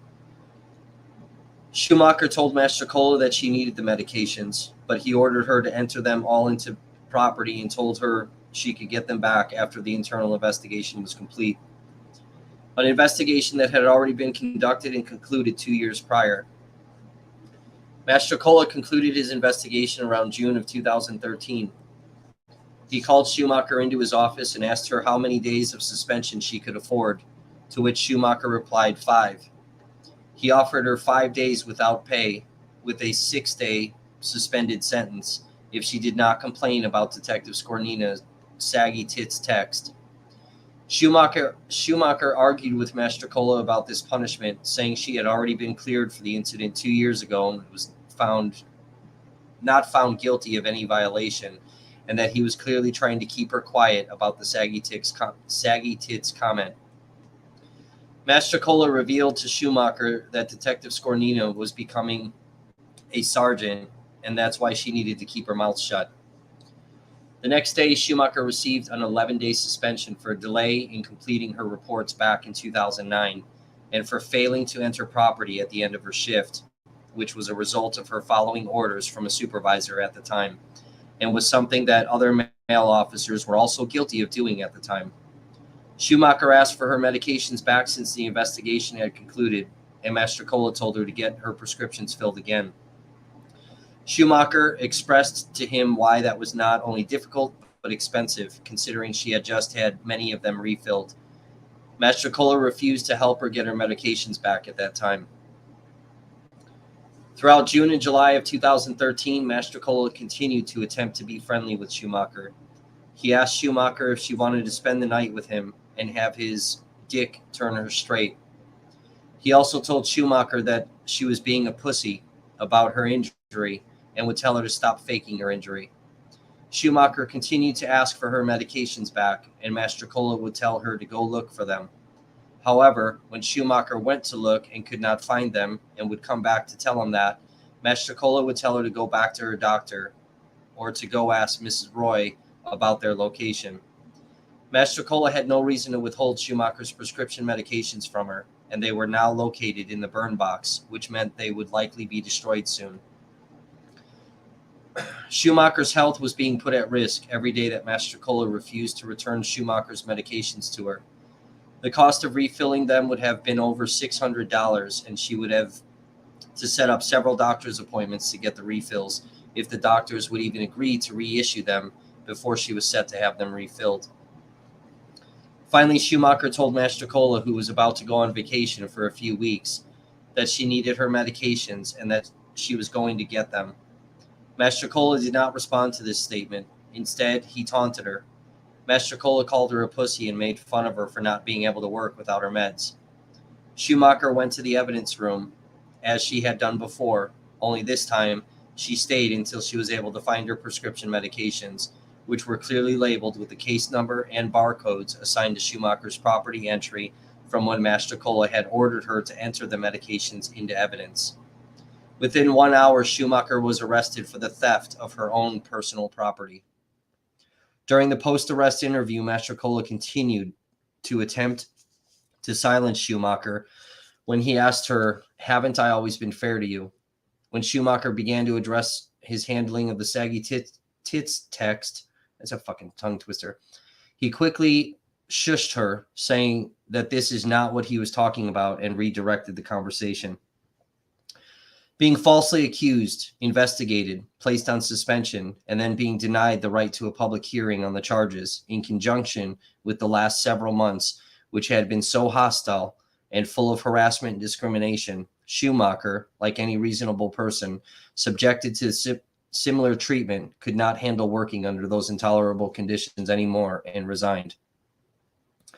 For all of the reasons stated in this letter, I believe complainant has clearly shown that she was a victim of severe and loathsome harassment and discrimination. Accordingly, I respectfully request you grant Ms. Schumacher an initial determination of probable cause on all of her claims.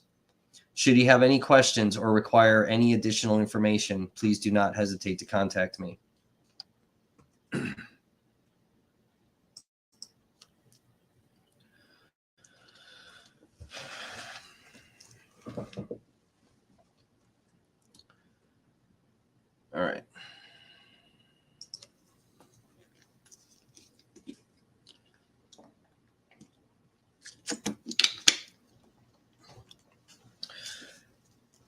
was obviously a lot to read there.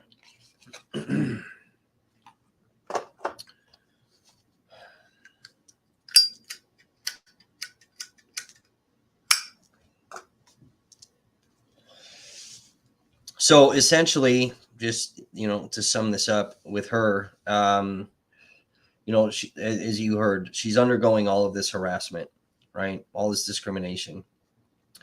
And I need you guys to understand, she's trying to file harassment complaints. Okay. And then they're telling her to shut up, keep your mouth shut, stop bringing this up. This individual is getting a promotion. We can't have these, harassment investigations. It's going to affect their careers and blah, blah, blah. And she won't stop. She continues. Okay. She gets electrocuted, right? She's already on some meds for some personal things, and she happens to be on a lot of different meds. But she ends up getting electrocuted due to this faulty cord on this heat sealer. And they take her meds away, right? Now, through a source, we found out that, exactly what this says. She essentially gets pissed off that they will not give her meds back. Okay. She's in an extreme amount of pain. She's got a lot of anxiety because of a lot of the different things that she's been going through. Okay. She's on a number of medications. She cannot get the refills, and she got pissed off, and she walked in the evidence room and took her stuff, and they charged her. Okay.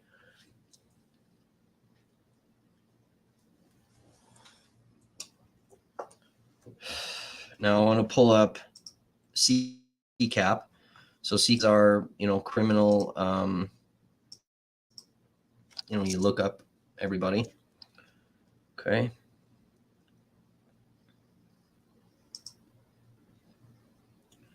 So we're going to come into, I have such a fucking headache. Okay. So this is her charges in 2013. Okay. She's charged with felony misconduct. So this is her misconduct, being an officer. She's charged with a felony possession of narcotic drugs, oxycodone, which is prescribed to her by her doctor for the injury, being electrocuted. Okay. This was not like a shock. We've all like plugged something in. We got a little shock. She was electrocuted. Okay. And then she was charged with a misdemeanor theft of movable property. Okay. Now, this 274-page document that, we're kind of reading from, and I'm not going to read all 274 pages. That's insane. Not to you guys. I read them. We have the entire investigation report, all types of things. Again, there are definitely some things that Detective Schumacher did wrong, right? We can all agree to that. She's fighting this harassment, with the EEOC. Okay. Now, meanwhile, and this is more to the story that mainstream media never looked into. Okay. Again, confidential sources. While all of this stuff is going on, sort of, publicly, she's being charged, all these different things, whatever, these, lawsuits with the EEOC, with their investigation. She's also involved in these private meetings within the Wauwatosa Police Department. Okay. And specifically with Weber. There was the comment in there where she had come back to work a week after the electrocution injury. Chief Weber forced her.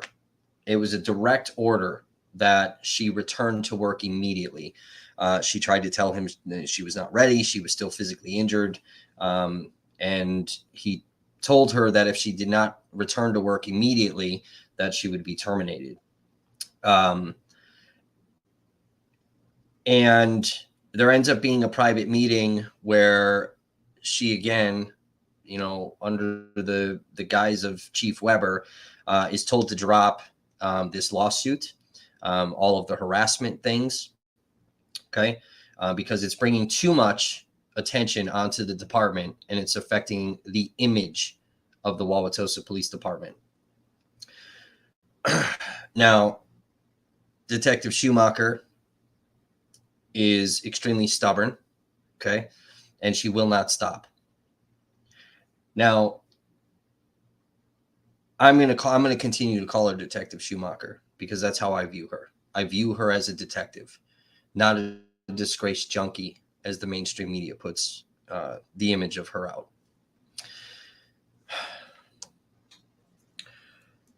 She continues to fight this. And as another message to shut her up,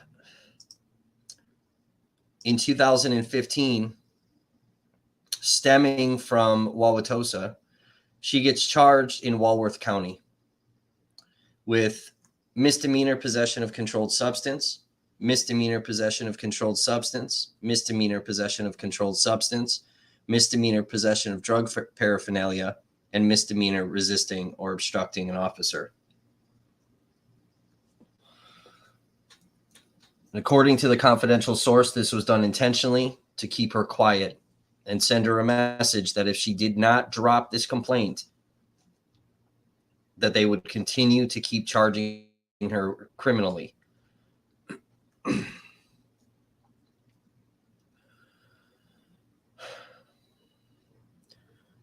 Now, in 2015, when those charges came up, again, mainstream media put out a narrative. Fox 6 put out a narrative calling her an admitted junkie, okay, self-admitted junkie, all this stuff.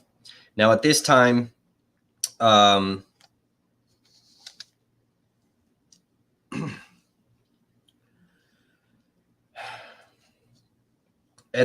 she's done.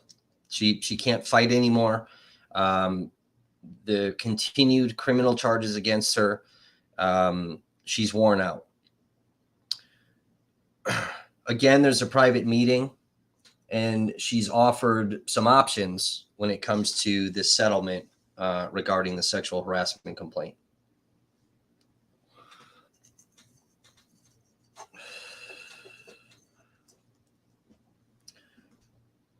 Now, I want to go back to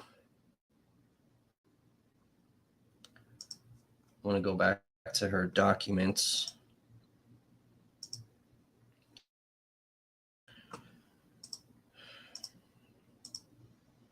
I know a lot of this stuff is extremely heavy, guys. Drink some water. Take a safety meet you need to.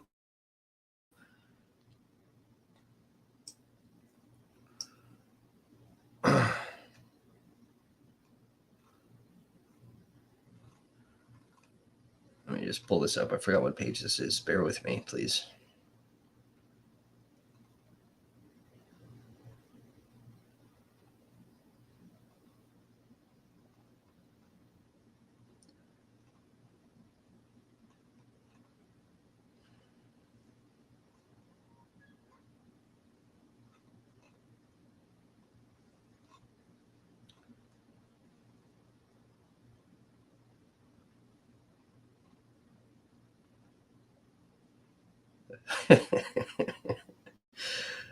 I feel you, Breezy.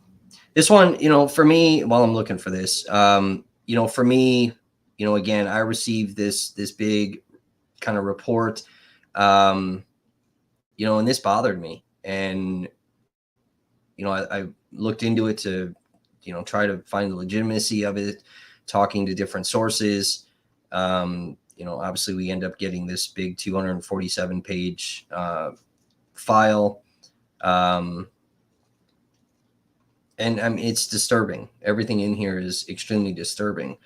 Where the fuck is this at? Sorry, I totally forgot to write this page down.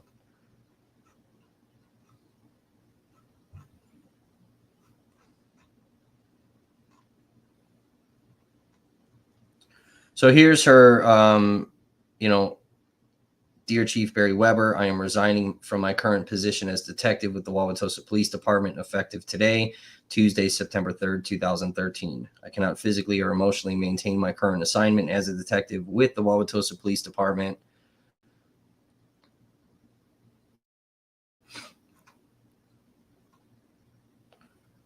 Yeah, fuck Tosa'S, right?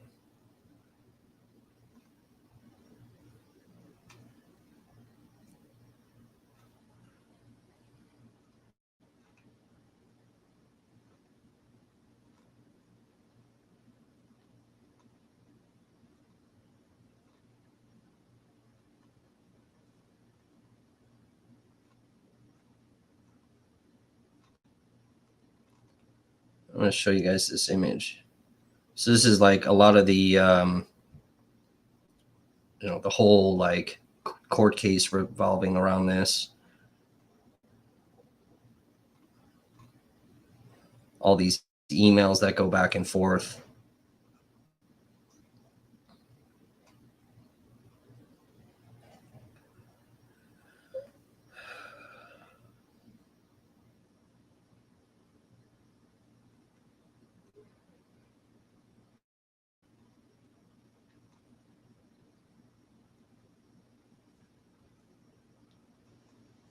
This is the whole investigatory file that was done,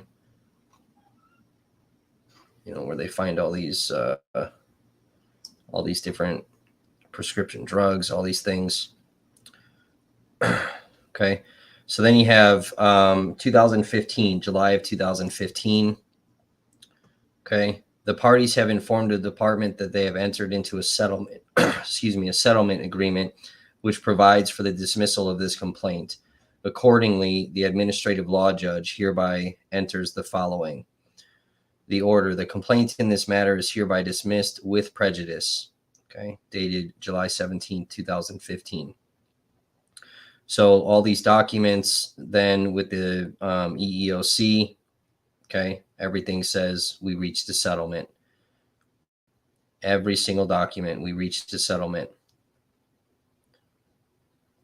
The parties have reached a private settlement. Okay.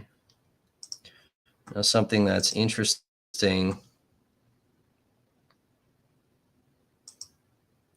So according to one of the news articles that's written, she ended up receiving, according to the news article, she received a $77,000 settlement for the discrimination lawsuit. Now, unfortunately for us, everything regarding Detective Robin Schumacher, not only is all of this EEOC stuff completely sealed, but she also was forced to sign a non-disclosure agreement that she cannot talk about any of that we've discussed.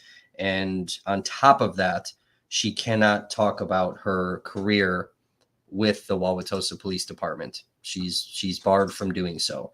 So you can't ask her, hey, what year did you start with Wauwatosa? Hey, what'd you eat for lunch every day? She can't talk about anything.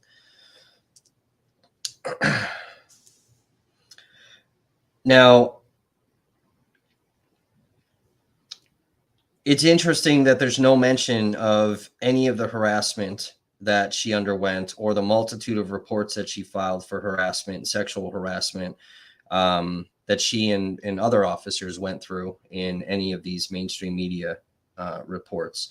None of that is mentioned, and you're not going to find that in documents within the police department either. Something to note that's extremely interesting regarding Wauwatosa's mayor, Mayor Dennis McBride. Okay. Let's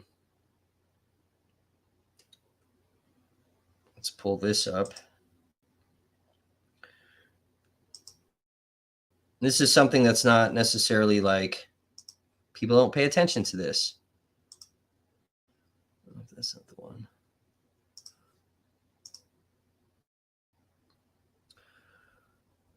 So let's see if it's got a stupid picture of McBride.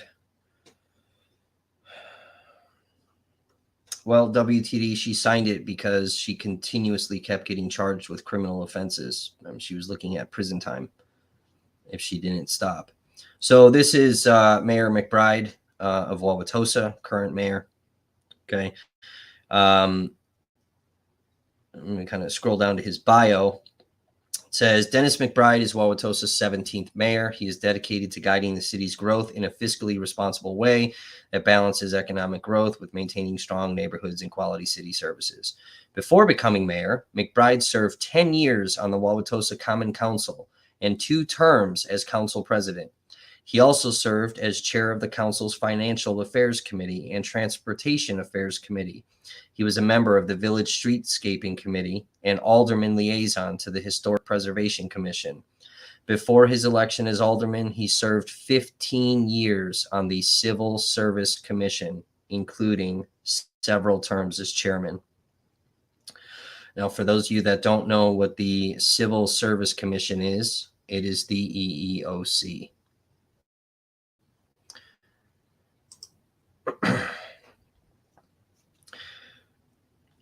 Now, while it may be plausible that McBride was unaware of all the claims coming in from Wauwatosa Police Department regarding various types of harassment, it is also highly unlikely considering the positions he held within city government.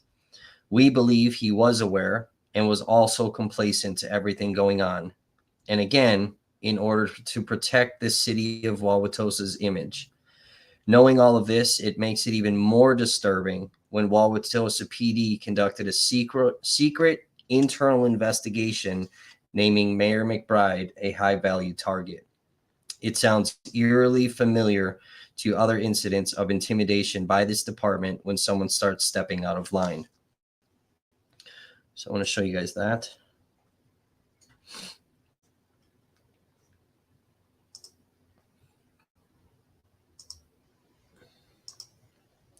So this got exposed last year. Wauwatosa Police Department Detective Joseph Lewandowski ran a secret operation when it was all, looking into the People's Revolution and then looking into other individuals, including their own mayor.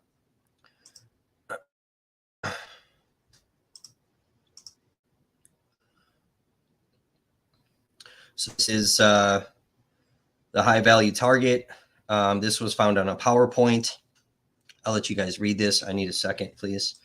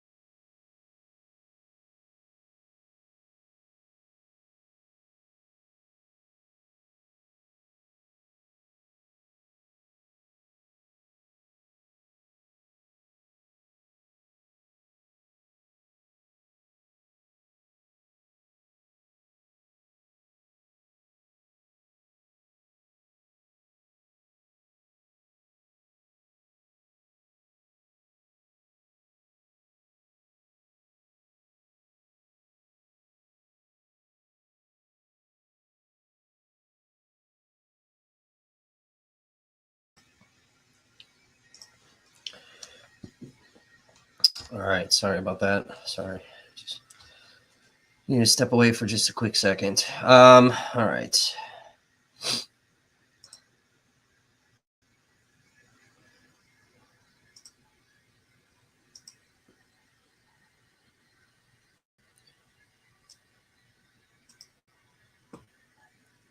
All right. Now, as we've seen over the last couple of episodes, all of these officers get promoted, become the upper echelon of Wauwatosa Command, right? Looking through all the documents, we start seeing names that we recognize today, like Gabrish, Salyers, Mills, Lewandowski, Farina, many more. All of the new officers coming in end up getting trained by all of those Martin Luther King Day party officers, right? Who are their supervisors. They're the top command underneath Barry Weber. And all of those upper echelon command guys, if you remember when we talked about James Zalewski sets up the neighborhood watch programs, right? Crime Stoppers, Neighborhood Watch, all these things. All of those officers end up going to these neighborhood watch meetings. Now, mind you, again, these are very racist people that are now interacting with community members. And all these new officers like Gabrish, Mills, Salyers, Lewandowski, and even Chief Weber. And there's an article. Chief Weber goes to these neighborhood watch meetings and parties and all these things. Okay. That's something that's extremely important. All right. And we're going to get into a little bit more why that's important. Now, we've mentioned yesterday Officer Jen Sabina a few times already, right? If you walk into the Wauwatosa Police Department, it's filled with items to remember Officer Sabina and memorialize her. If you look up any mainstream media article about Jen Sabina, the narrative is this. Jen Sabina was a new officer with the Wauwatosa Police Department, and due to issues within her marriage, she was having an affair. Her husband, also a Wauwatosa police officer, catches her, completely breaks down and murders her in her squad car the morning of Christmas Eve, 2012. The husband is charged, convicted, and sent to prison. But let's talk about the version of the story that wasn't told to the media and the public. Like Detective Robin Schumacher, Officer Jen Sabina was also being sexually harassed. She filed a complaint against the officer, and she would later be pulled into Chief Barry Weber's office and essentially told to keep her mouth shut and withdraw the complaint because it was going to tarnish the image of the department. Sabina refuses to withdraw the complaint. Now, from what we're told, another private meeting would happen with a few key personnel and Barry Weber. One of those individuals was Sabina's husband. Jen, just like Beverly, Thomas Simon's wife, would find herself in a domestic violence situation. Her husband was attempting to silence her and force her to withdraw the sexual harassment complaint. Another department would be called out to handle the domestic complaint. Chief Weber would get a phone call telling him to handle his in-house issues because they did not want to have to deal with what was going on. Because Officer Sabina would not drop the sexual harassment complaint, another private meeting is held where officers are told to keep her quiet permanently so this issue goes away. The week leading up to Jen Sabina's murder, her husband had several walkthroughs. He would meet her at various locations and walk up to the squad car and talk to her. He would later come into the department and erase any video footage that showed his path of travel. He was planning the murder and planning to get rid of evidence once the murder took place. Wauwatosa Police Department personnel, including Chief Barry Weber, was aware of what he was doing, and nobody ever questioned it. Most likely for fear of what would happen to them if they reported it, everyone stayed quiet. While Officer Jen Sabina is working Christmas Eve, because she won't listen to reason to drop the complaint, beating her repeatedly isn't working. Her husband tracks her down, walks up to the squad car, and shoots and kills her at point-blank range with her own weapon. This was the only way to stop the complaint from ever getting out to the public. He'll later attempt to cover up the murder and ultimately gets caught and convicted. And there won't be any sexual harassment complaint found within the Wauwatosa Police Department.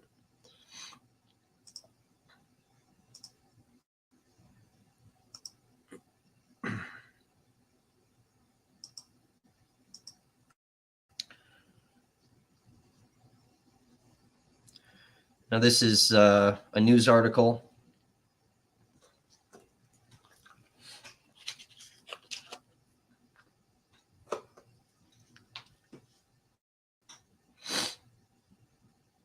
So this is one of the narratives that got put out.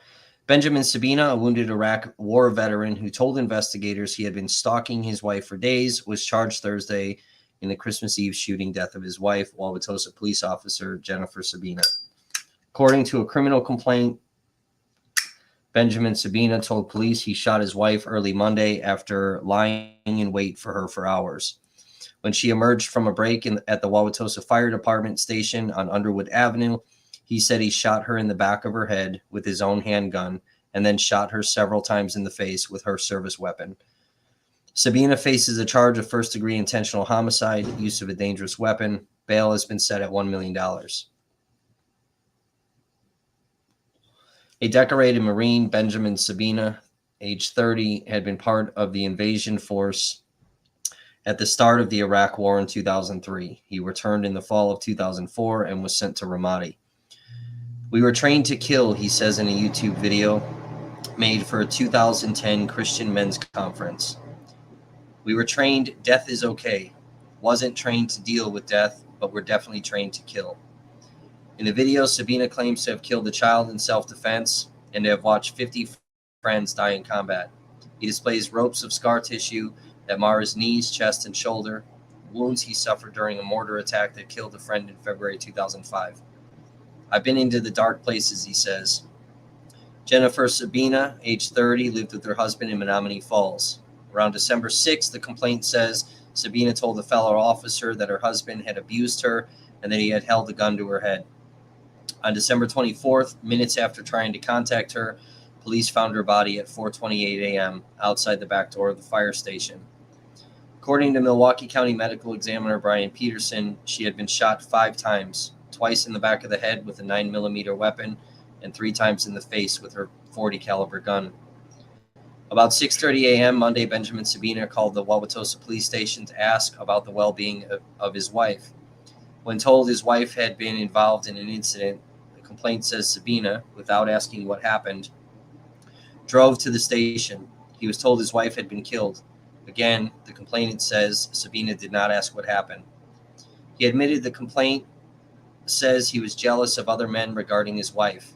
Later, he was heard muttering, "How could I do that to her?"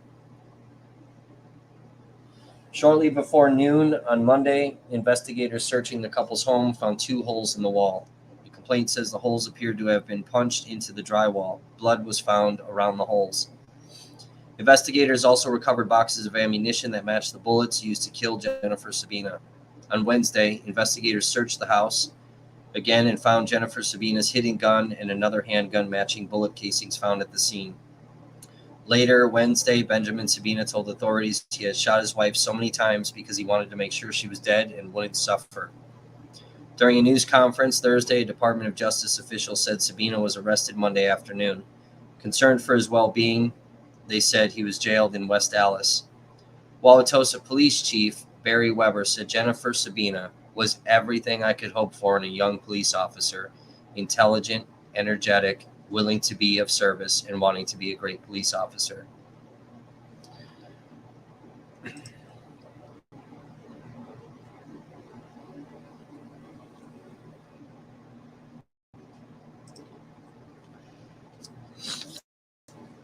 Now, I read that and I tell you the background of that story because the background was never given to media.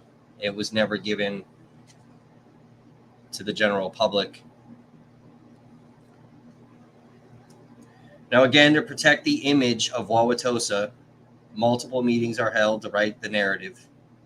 The affair narrative gets agreed upon, and that's what gets pushed out to the media. Several officers had serious issue with the defaming her name in order to cover up a sexual harassment complaint. The compromise was to memorialize her within the department, which is why you see so much posted on the walls of Officer Jen Sabina when you walk into the Wauwatosa Police Department. The following year, April of 2013, Tosa PD goes through this convenient timing of changing of the guard, if you will, sort of a crisis. Waves of departures and retirements hit Wauwatosa all at once. Now, this stems from the 2012 and a couple of critical events, one being the Jennifer Sabina murder, and then also in October 2012, Radcliffe Houghton would go on a mass shooting spree at a salon in Brookfield. Houghton committed suicide afterwards. 9 Wauwatosa officers would be commended for their actions that day. Now, a large group of the Wauwatosa upper tier command structure virtually ends up leaving at the same time following the Jen Sabina murder, and the department is frantically trying to hire officers and get them trained for various positions that need to be filled. Now, there's multiple articles on that. They essentially lie to the general public that everything's fine, and they're frantically trying to train all these new officers that are essentially getting less than, recommended training. But it's convenient following the Jen Sabina murder and through sources directly connected to that investigation, a lot of officers had a serious problem and a lot of officers left. Now, another incident I want to talk about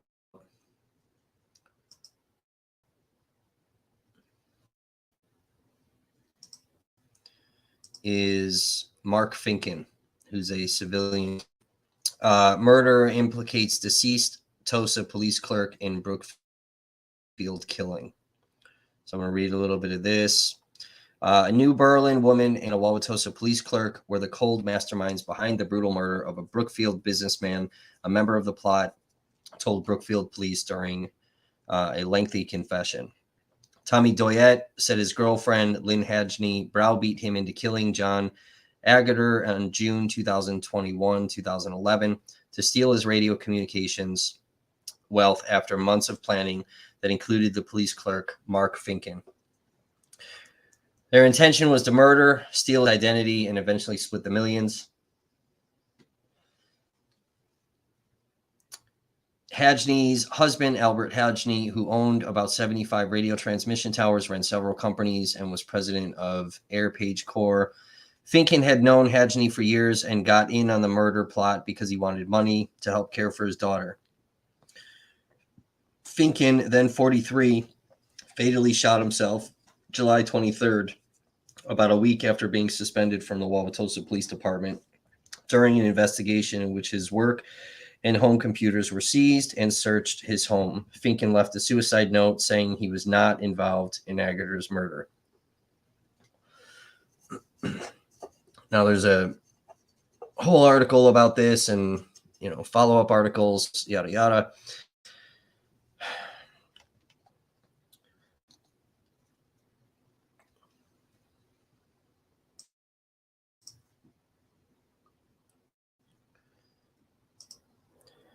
Now, one element that was not disclosed to the public, according to a source, was that James Mastrocola had a private conversation with Finken that terrified him.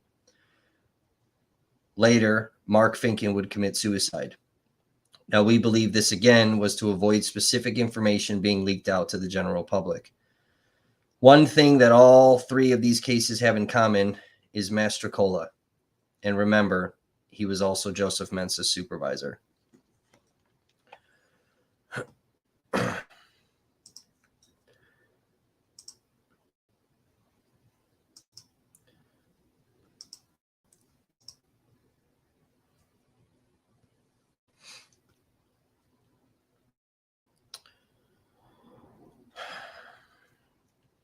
This is Police Chief Barry Weber.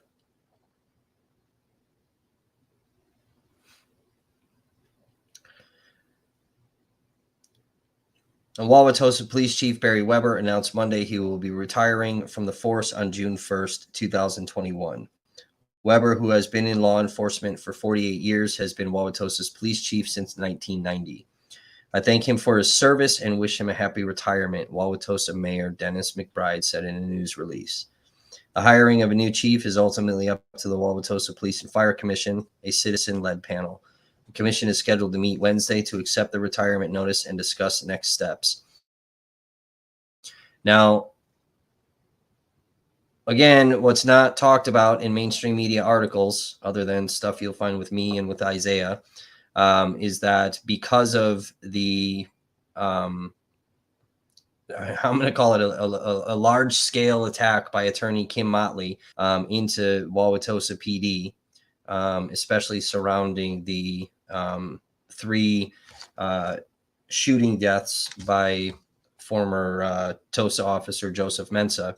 All of the stuff that came out in regards to the People's Revolution protest group here in Milwaukee, Weber ends up announcing this retirement.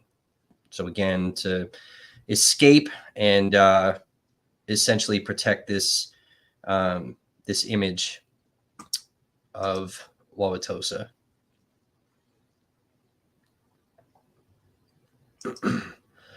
Now, the last thing I want, let me just close these. The last thing I want to talk about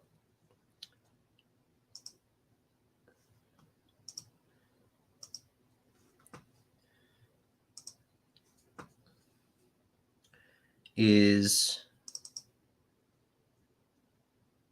this group in Wauwatosa called the Whites of Wauwatosa. Let me just pull up this image. Computer's freaking out. Give me a minute.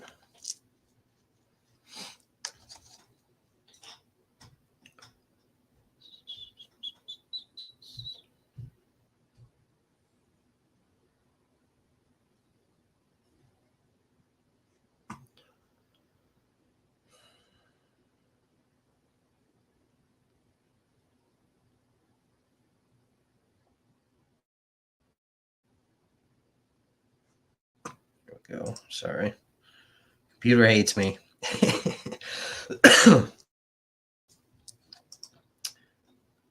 Look up for you guys.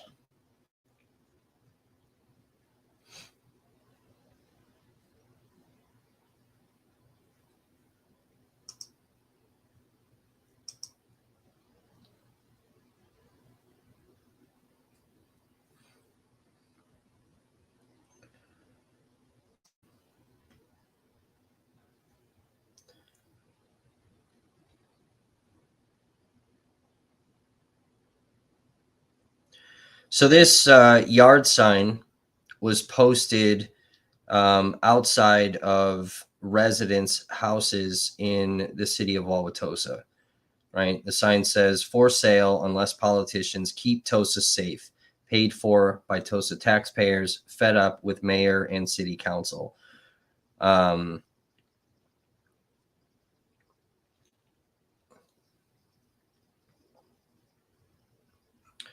Now, after this sign was posted, these people would end up getting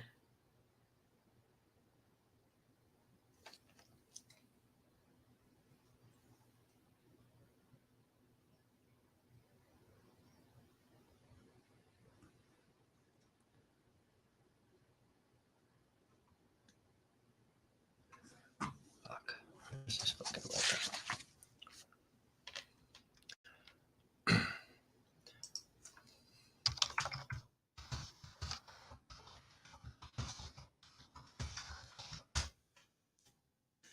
I had this letter sent to me. I don't know where it's at now.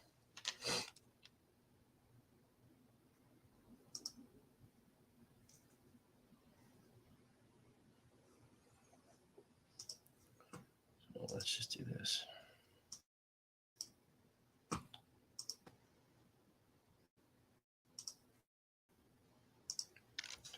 So these people that had these signs outside of their houses would get this letter.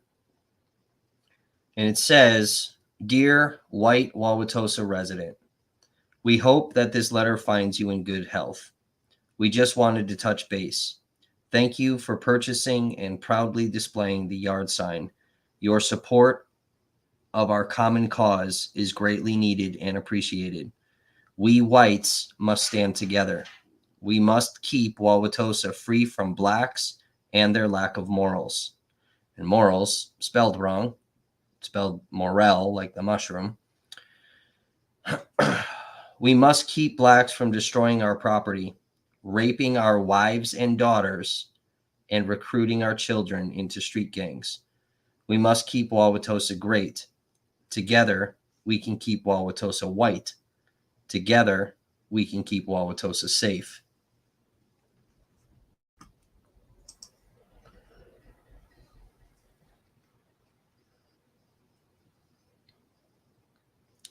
Now, in response to that, Wauwatosa Police Department releases a press statement addressed to the citizens of Wauwatosa, and they said, "We're out here. We feel your frustrations. Your Wauwatosa Police Department is out on the streets every day, all day. You may not always see us. You may feel that we don't take appropriate action when we should. We want you to know we're out here. We continue to take police action when it is justified, necessary, and advantageous."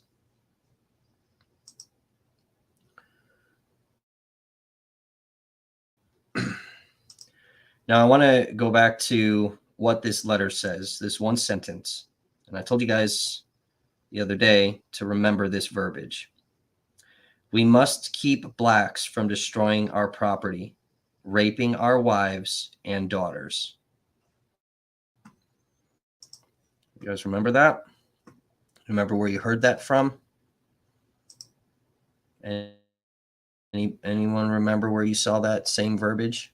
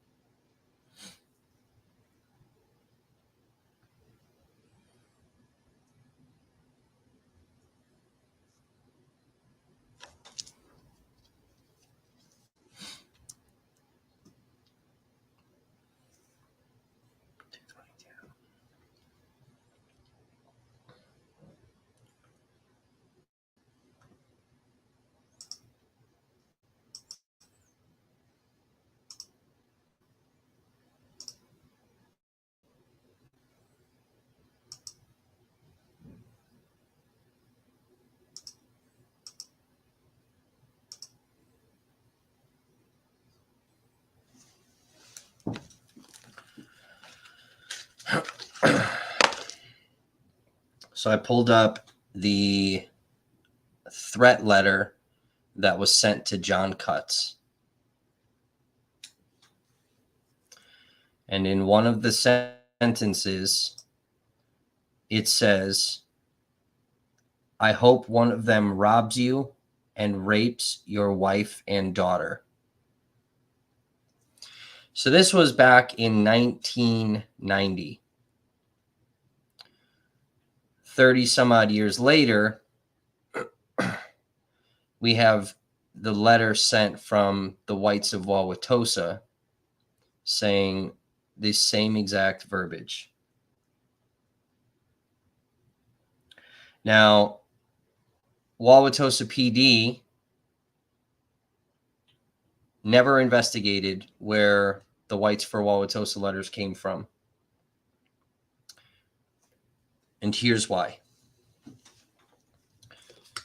Go back to my favorite officer, James Zalewski. James Zalewski sets up the Neighborhood Watch in Wauwatosa. These officers that attended the Martin Luther King Day parties were also heavily involved with the Neighborhood Watch. We believe that the whites of Wauwatosa are members of the Neighborhood Watch, and that the officers that were part of this MLK recruited residents who we know also attended parties. And we believe that's who the whites for Wauwatosa are. Maybe not all of them, but definitely a decent number of those individuals.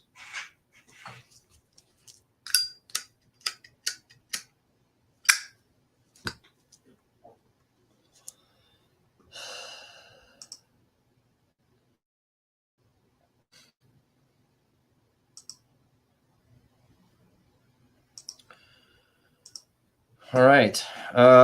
So that's gonna kind of do it. That concludes our 3-part series. Told you today was a lot to unpack. Today was pretty heavier than yesterday's. All right. So now, just like the other 2 days, obviously tonight's episode was a bit longer. It was a lot more to unpack. So we'll take questions, comments, whatever you guys want to talk about regarding what we've discussed either tonight or in the other 2 episodes. So we'll take just a little bit of time to address that. So yeah, what kind of questions, comments, what do you guys have? Now I'll tell you, I probably will be adding a 4th episode, as we did receive another file that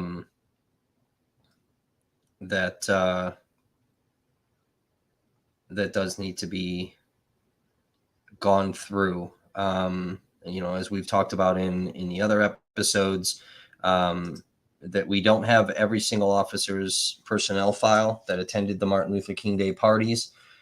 We need them. We need to raise funding to get them. There's some links obviously in the comment section if you guys want to help support the platform, help us pay for open records requests, help us fight to get the rest of this. There's still pieces of the story that unfortunately we don't have. There's obviously a lot of time and people involved in this entire project.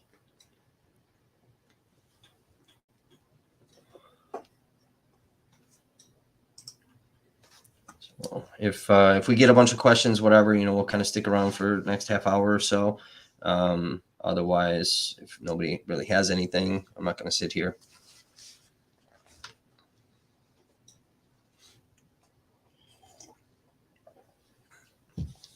Again, if you guys haven't seen episodes 1 and 2, they're up on the platform. I encourage you guys to go watch them. Episode 1's pretty quick. It's about an hour. Yesterday's episode, I don't know, about 2 hours. This one obviously is a little bit longer. Yesterday detailed out the MLK parties pretty graphically.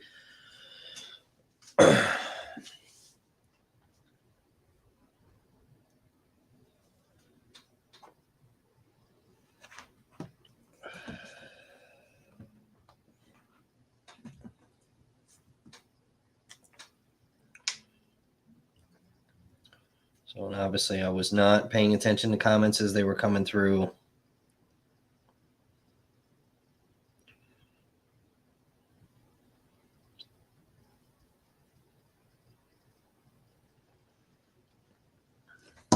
Anything? Questions, comments, nothing? No? Nobody's got nothing to say, huh? Nothing.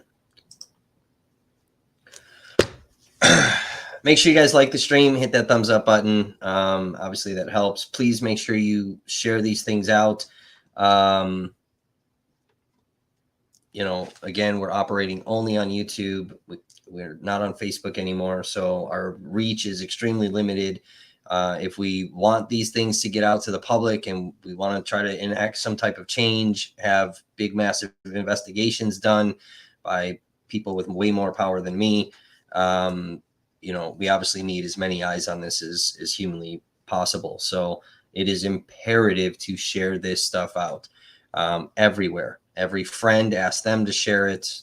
Every group page that you guys are part of, all of that. Again, there's a lot of time and effort that goes into this. This has been a year's worth of investigation for me. We're still not done. There's still more that needs to be gotten. So if you guys want to help, there's some pinned links where you can donate. Here on YouTube, you can send a super chat. Those help. If you can't afford, any financial contribution, that's fine. Just please, please, please share this stuff out.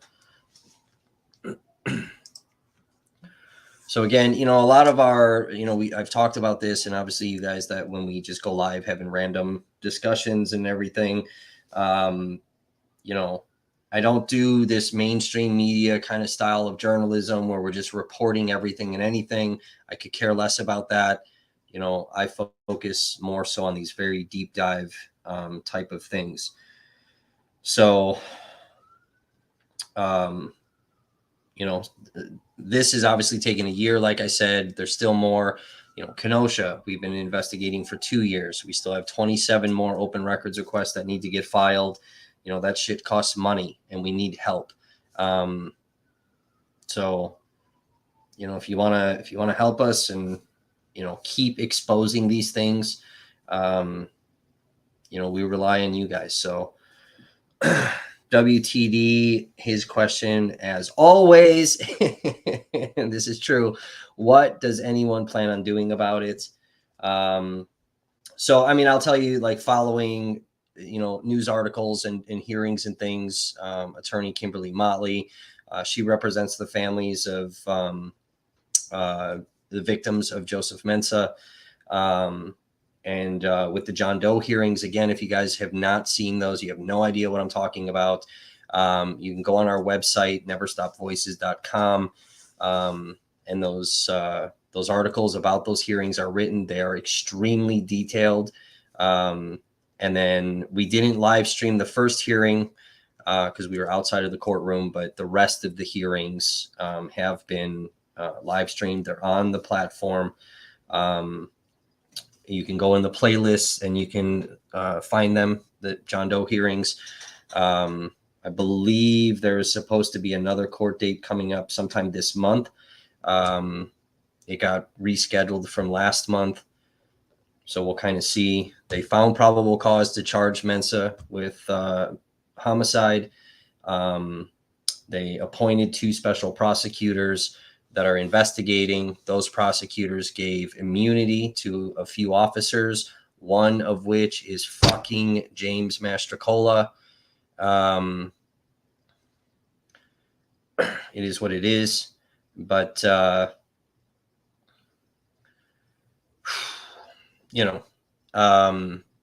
we're going to kind of see where they're at, and hopefully they will officially charge Mensah. But Attorney Motley is doing a lot. I know that much. The protest group, the People's Revolution, they did a ton of noise making in the streets. All you guys stomping your feet because of protests coming down the streets. TPR brought this type of stuff to the attention of journalists like me, journalists like Isaiah Holmes, attorneys like Kimberly Motley. It's because of the noise that was brought that these things were being exposed, were being talked about, brought attention to, and got a bunch of us involved looking into it. The next court date for Mensah, or regarding that, is March 18th. So I know the last couple of times they've had a few tech issues with their live stream stuff.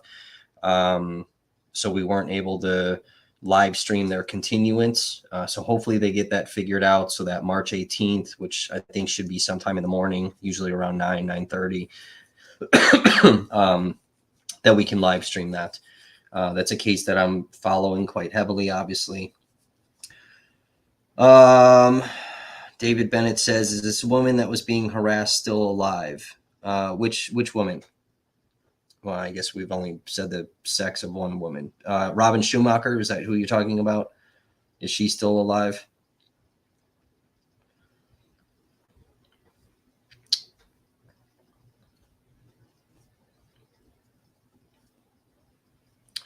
Yeah, Master Cola is far. While I'm waiting on David to answer, I just want to make sure he's talking about Schumacher. I don't think I said the sex of anybody else. I don't know.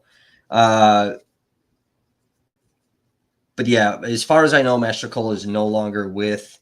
All right, I see your thing, but I'm not gonna let that comment come through.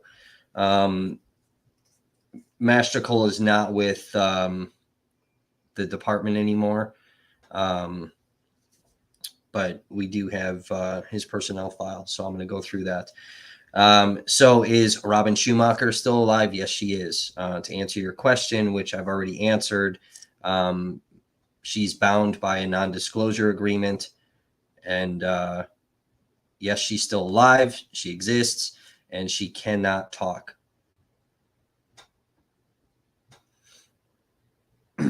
So I have tried to reach out to her, and we were informed due to all these sealed and non-disclosure type documents.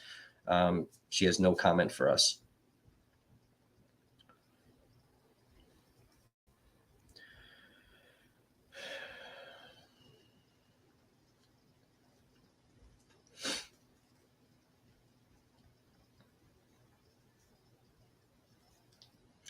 But I do think it's interesting that Master Cola is kind of behind a lot of bullshit within this department. So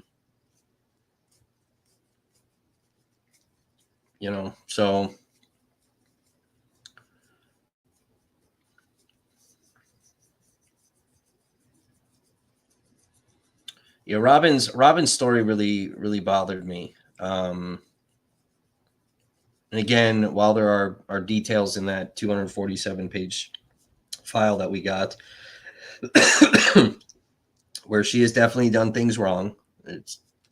She definitely has. Had Wauwatosa PD handled this stuff appropriately, respectfully, in a timely fashion, had Chief Barry Weber not been this, let me just sweep everything under the rug, ignore things, tell everyone to keep their mouths shut,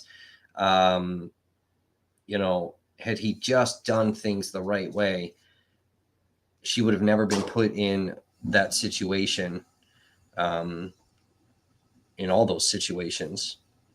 But again, it's, and this is why I keep mentioning that word image. It is image and money. These departments cannot, under any circumstances, admit wrongdoing, because it opens them up to lawsuits and it destroys their image. And, with like what Attorney Motley is doing, you have the John Doe hearing regarding Joseph Mensah. There's also civil suits. The shooting and killing of Alvin Cole, also by Joseph Mensah. And what's even more fucked up about that, with the unfortunate death of Jay Anderson Jr., had Wauwatosa PD not tried to hide everything and got rid of Mensah, Alvin Cole presumably would still be alive today. So it's just there's all this blood on these people's hands, and they hide this stuff, and they cover things up, and people are murdered, and people are set up on drug charges, and they're tormented on a daily basis to hide this insane image that's inside of the department, to hide that from getting out to the general public, to say that we have a great department, to say the city of Wauwatosa is a wonderful place. It's not. It's just as fucked up and corrupt and crime ridden as any other fucking city. And you have a chief that's just, it's just horrible.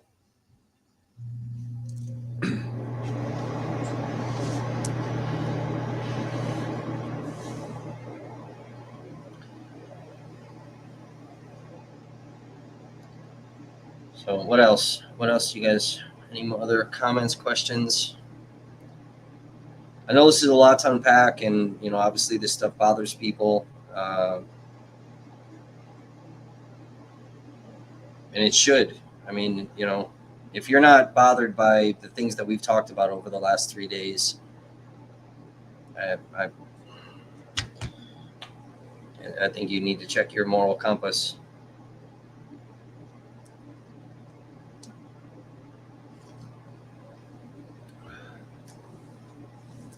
What else? I'll do one more smoke, and then whatever other, you know, questions. I mean, ask some questions, guys. You need some clarification on anything? Is there anything you didn't understand, or more detail about stuff? I mean, now's the time. Like, I mean, there's tons more detail about each of these situations. I kind of gave you, you know, the cliff notes plus some.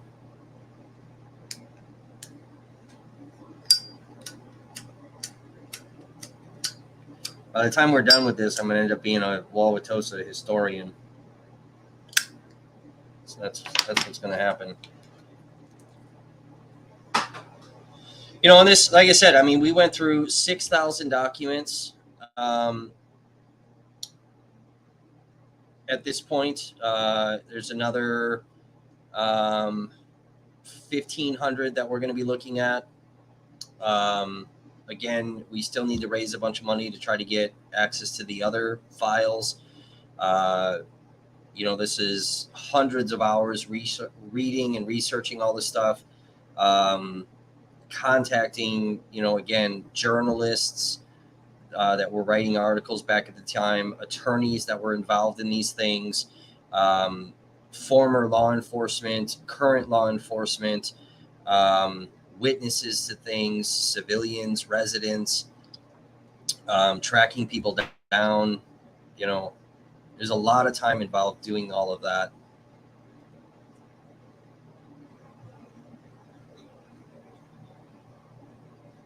You know, and that's why I look at these types of big sort of cases, right? And I don't just like, oh, today, you know, this happened. I don't really care about that. I like these big massive things. And that stuff takes time. It takes a lot of money. It takes a lot of time. It takes a lot of cooperation between a lot of people. You know, I mean, this was not just me that, you know, magically just got everything, and you know, I didn't do this on my own. I mean, this is the help from a lot of people that were involved. You know, and I don't know these things or find these things out, and unless it's, you know, from people that you know, protesters that are out in the streets, or people that know of some type of corruption or something seriously messed up that they saw, and then, you know, they reach out.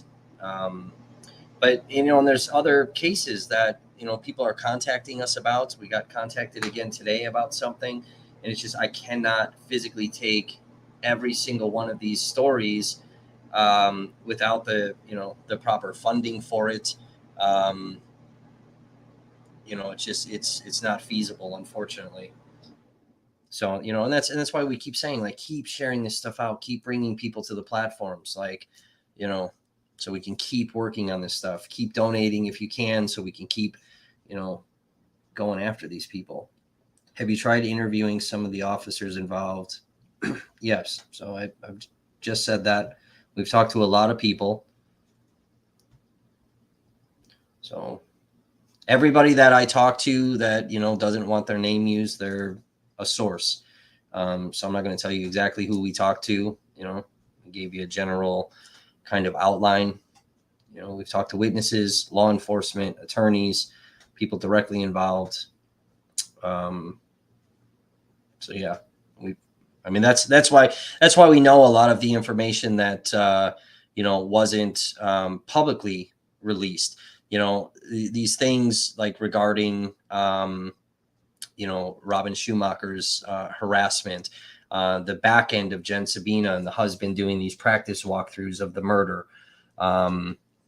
This other civilian that was in Wauwatosa with their experience being tormented, and you know, their EEOC lawsuit, all these things. That's not in any of these files. You're not going to find that stuff.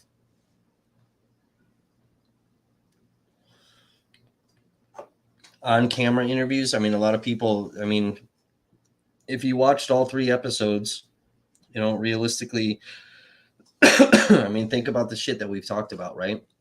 I mean, this stuff is, this stuff is painful for some of these people. The one individual that we talked about that was being tormented on a daily basis by Howard Bacon, and that said that they feel like there's nothing left of them anymore. That's a several hour phone conversation, interview. They're a source. It's not somebody that wanted to be on camera, wanted to be phone recorded. And that's also not somebody I'm going to put on camera, for you guys to be watching, riot porn type shit. So, I mean, when people are willing to be on camera and talk, then yeah, that's obviously great. But some people aren't, especially due to the nature of some of these things. And with, the treatment that Wauwatosa is known for, and going after these people and having criminal charges put on people, and,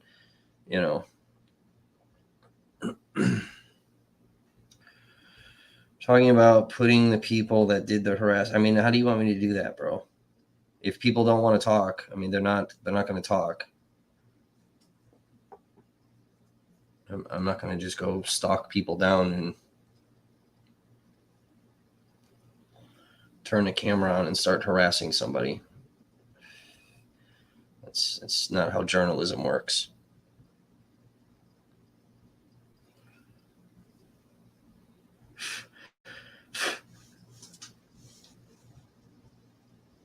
When we release like these big giant stories like this, everything's scripted. There's no like like we're doing right now. Everything's just kind of random. Just me talking like normal. Some of you guys that are newer to the platform have not seen this side of me yet. But yeah, we don't just start fucking around.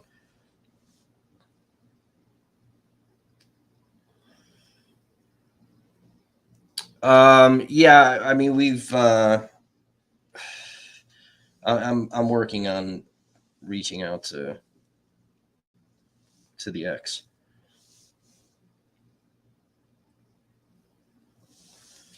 So I mean, look, there's still a number of people that need to be talked to. There's messages that have been left by people. We've tried to reach out to Chief Barry Weber. I've sent an email to Mayor McBride. We've called, I have called some of the officers. Captain Greg Nauman, who's the pastor of the church out here in Milwaukee. We've reached out to him, no answer. We've tried contacting James Zaluski, no answer. People that are directly involved in this, don't want to be found, don't want to be talked to. John Bozasevich, and unfortunately, other people that we've talked to, John Kutz's original attorney, Alvin Ugent, we missed him by 2 weeks. He had passed away. Not that he maybe would have been physically capable of talking anyway. But I mean, that's the thing too, when contacting the attorneys, is that attorneys cannot talk unless they get permission from their clients. There's sort of a general overview that they may be able to state, but details and things like that, they can't discuss because of the attorney-client privilege type things. So we had reached out to 2 other attorneys for John Kutz, and we got as far as we could with them, and whether or not I talked to John Kutz or not, which we're not going to disclose that.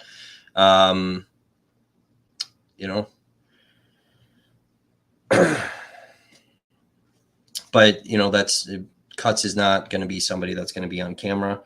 Weber avoids the publicity like the plague. Mayor McBride is a puppet for Wauwatosa. If he gets wind of this, great, and hopefully he issues a statement to defend it. I sent him an email told him we're doing an expose on Wauwatosa and the police department, and Chief Weber had some questions for him, and he's ignored us, so no comment.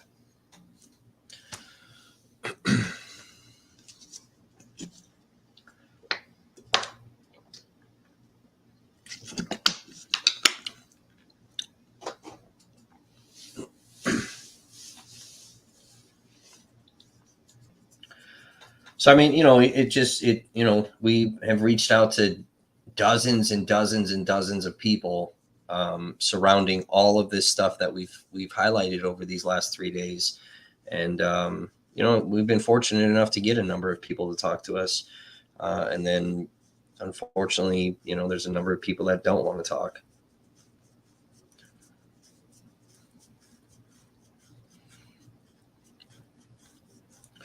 So if we can get some on-camera interviews, great. We'll do that, and we'll air those, whether that's a pre-recorded interview or a live stream interview.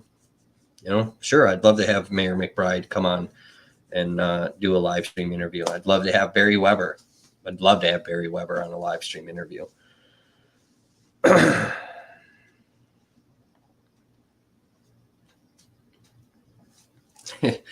Could you imagine if I had Barry Weber on a live stream interview? That'd be epic. You should schedule a meeting at his office. Well, that requires him responding. I mean, I don't think you're getting it. Like, if they don't respond, you can't just start showing up. That's how you start getting arrested. You can't just start harassing and fucking with people. I got enough goddamn legal battles with people accusing me of shit I've never done. Yeah, it's not really how journalism works. You want to go harass Mayor McBride and show up at his office, by all means, go ahead. We don't do that here.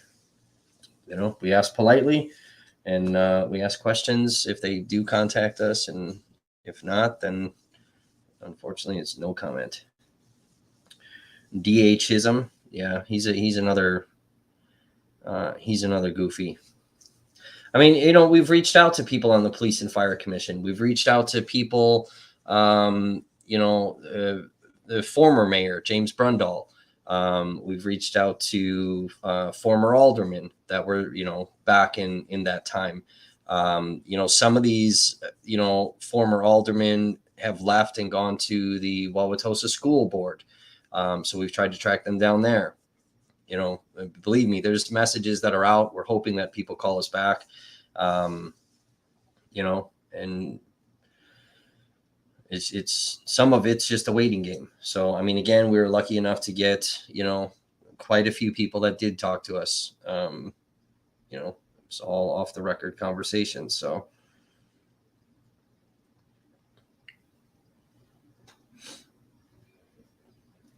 otherwise, I mean, the reality of even just getting the files, like, yeah, that's cool. It's juicy, right? Let's talk about some officers and their careers. But just doing that doesn't necessarily make sense. You know what I mean? It doesn't really show anything. Like, yeah, okay, we could have just shown the Police and Fire Commission report and some of the articles, and but it doesn't really paint this big giant picture. It just talks about a situation, and I mean, if you guys that watch the platform, I don't care about just individual situations. I care about the big picture, right? That's why you always hear me when we're talking about Kenosha. Like, I don't care about Jacob Blake. I don't care about Kyle Rittenhouse. I care about the totality of the entire situation surrounding Kenosha in 2020. Those things with Jacob Blake, that's a blip.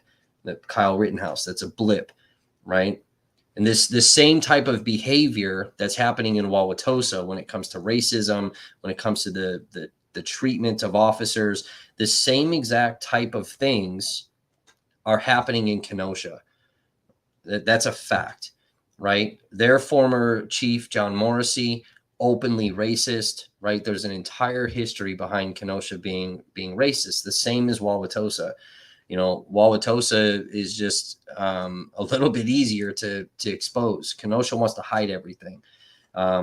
And, that's why I spend so much time on this platform talking about Kenosha and bitching. And, people make fun of me like, oh, he's begging for money. Yeah, I'm begging for people to help donate, because as bad as we're ripping Tosa apart, we're trying to rip Kenosha apart so that, change can be done and these departments can run the right way. And these shit officers can get fired so that good officers, I believe there are good officers. And there's good officers in Wauwatosa too. Don't get me wrong. There are definitely some good officers. And there have been a few good officers that left. They left Wauwatosa. They all this shit that they didn't want any part of it, and they left. Now, granted, sure, it would have been nice if they talked and exposed some things, and some of them are, right? Some of them have privately. And it's the same thing in Kenosha. You had 20 officers in Kenosha that left. And maybe one or two of them have mentioned a few things. But that's why we keep talking about, please share the streams out, like the streams, get it out everywhere. If you can donate, every dollar helps. Literally every dollar, it helps, because it pays for these open records. It pays for, the travel to go track these people down, like all this insane stuff that goes behind, all these things, so that we can keep exposing this stuff. And hopefully, some of this stuff actually changes. You know what I mean?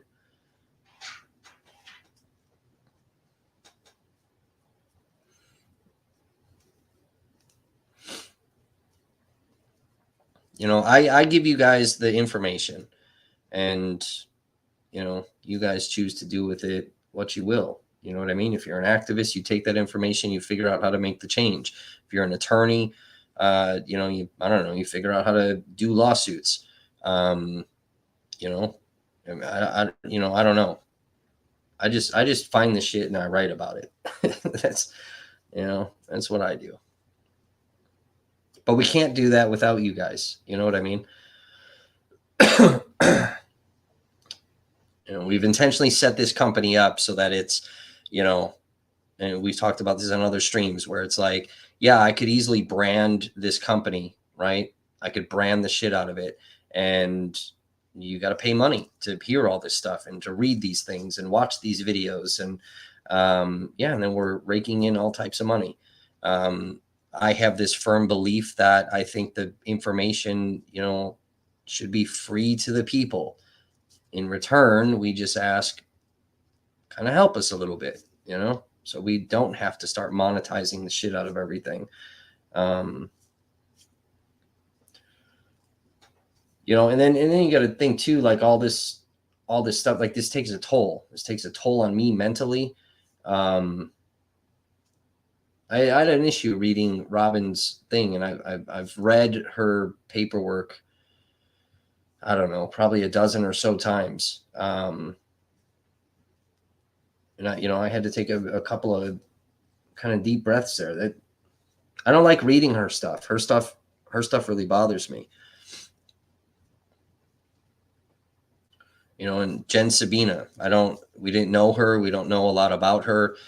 She was on the force for about 2 years. She's a new officer. And this whole thing about just keeping her quiet over a sexual harassment complaint. And then people take this so far that, she gets murdered over it. That's, I don't know. It's just fucking insane.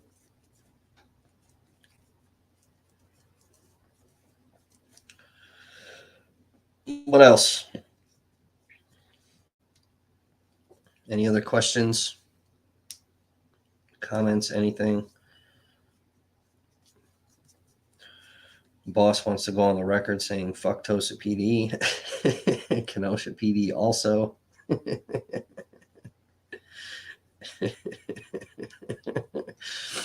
Darlene does not like Kenosha either. Trust me, I don't either.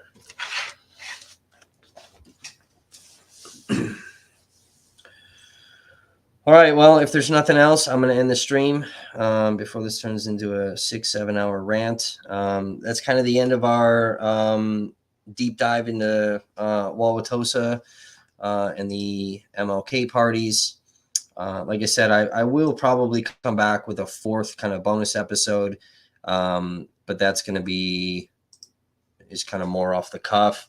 I got to go through a few more, not a few more, a couple hundred more documents. But yeah, so I'll probably do that sometime in the future. Put a little time, see if maybe we can get a few more people to talk to us, have a little bit more to the story, and kind of continue on that way. So, but anyway, thanks for tuning in, guys. Hope this was informative to everybody. I know some of this stuff was hard to hear. Please share it out again. Subscribe to the channel. Become a member if you can. It's a monthly fee to get access to videos that everybody else doesn't. Access to videos before the general public gets to see them. Plus it helps us out too. So pinned links if you do want to, donate to the platform to help us out. Tune in. So the website, Never.Stop.Voices.com. That's where we write articles. And then we do some live streams. I might go to a couple of events coming up in the next couple of days and live stream those. And then, it's kind of where that is. So, all right, I'm out. Thanks, guys. Have a good night.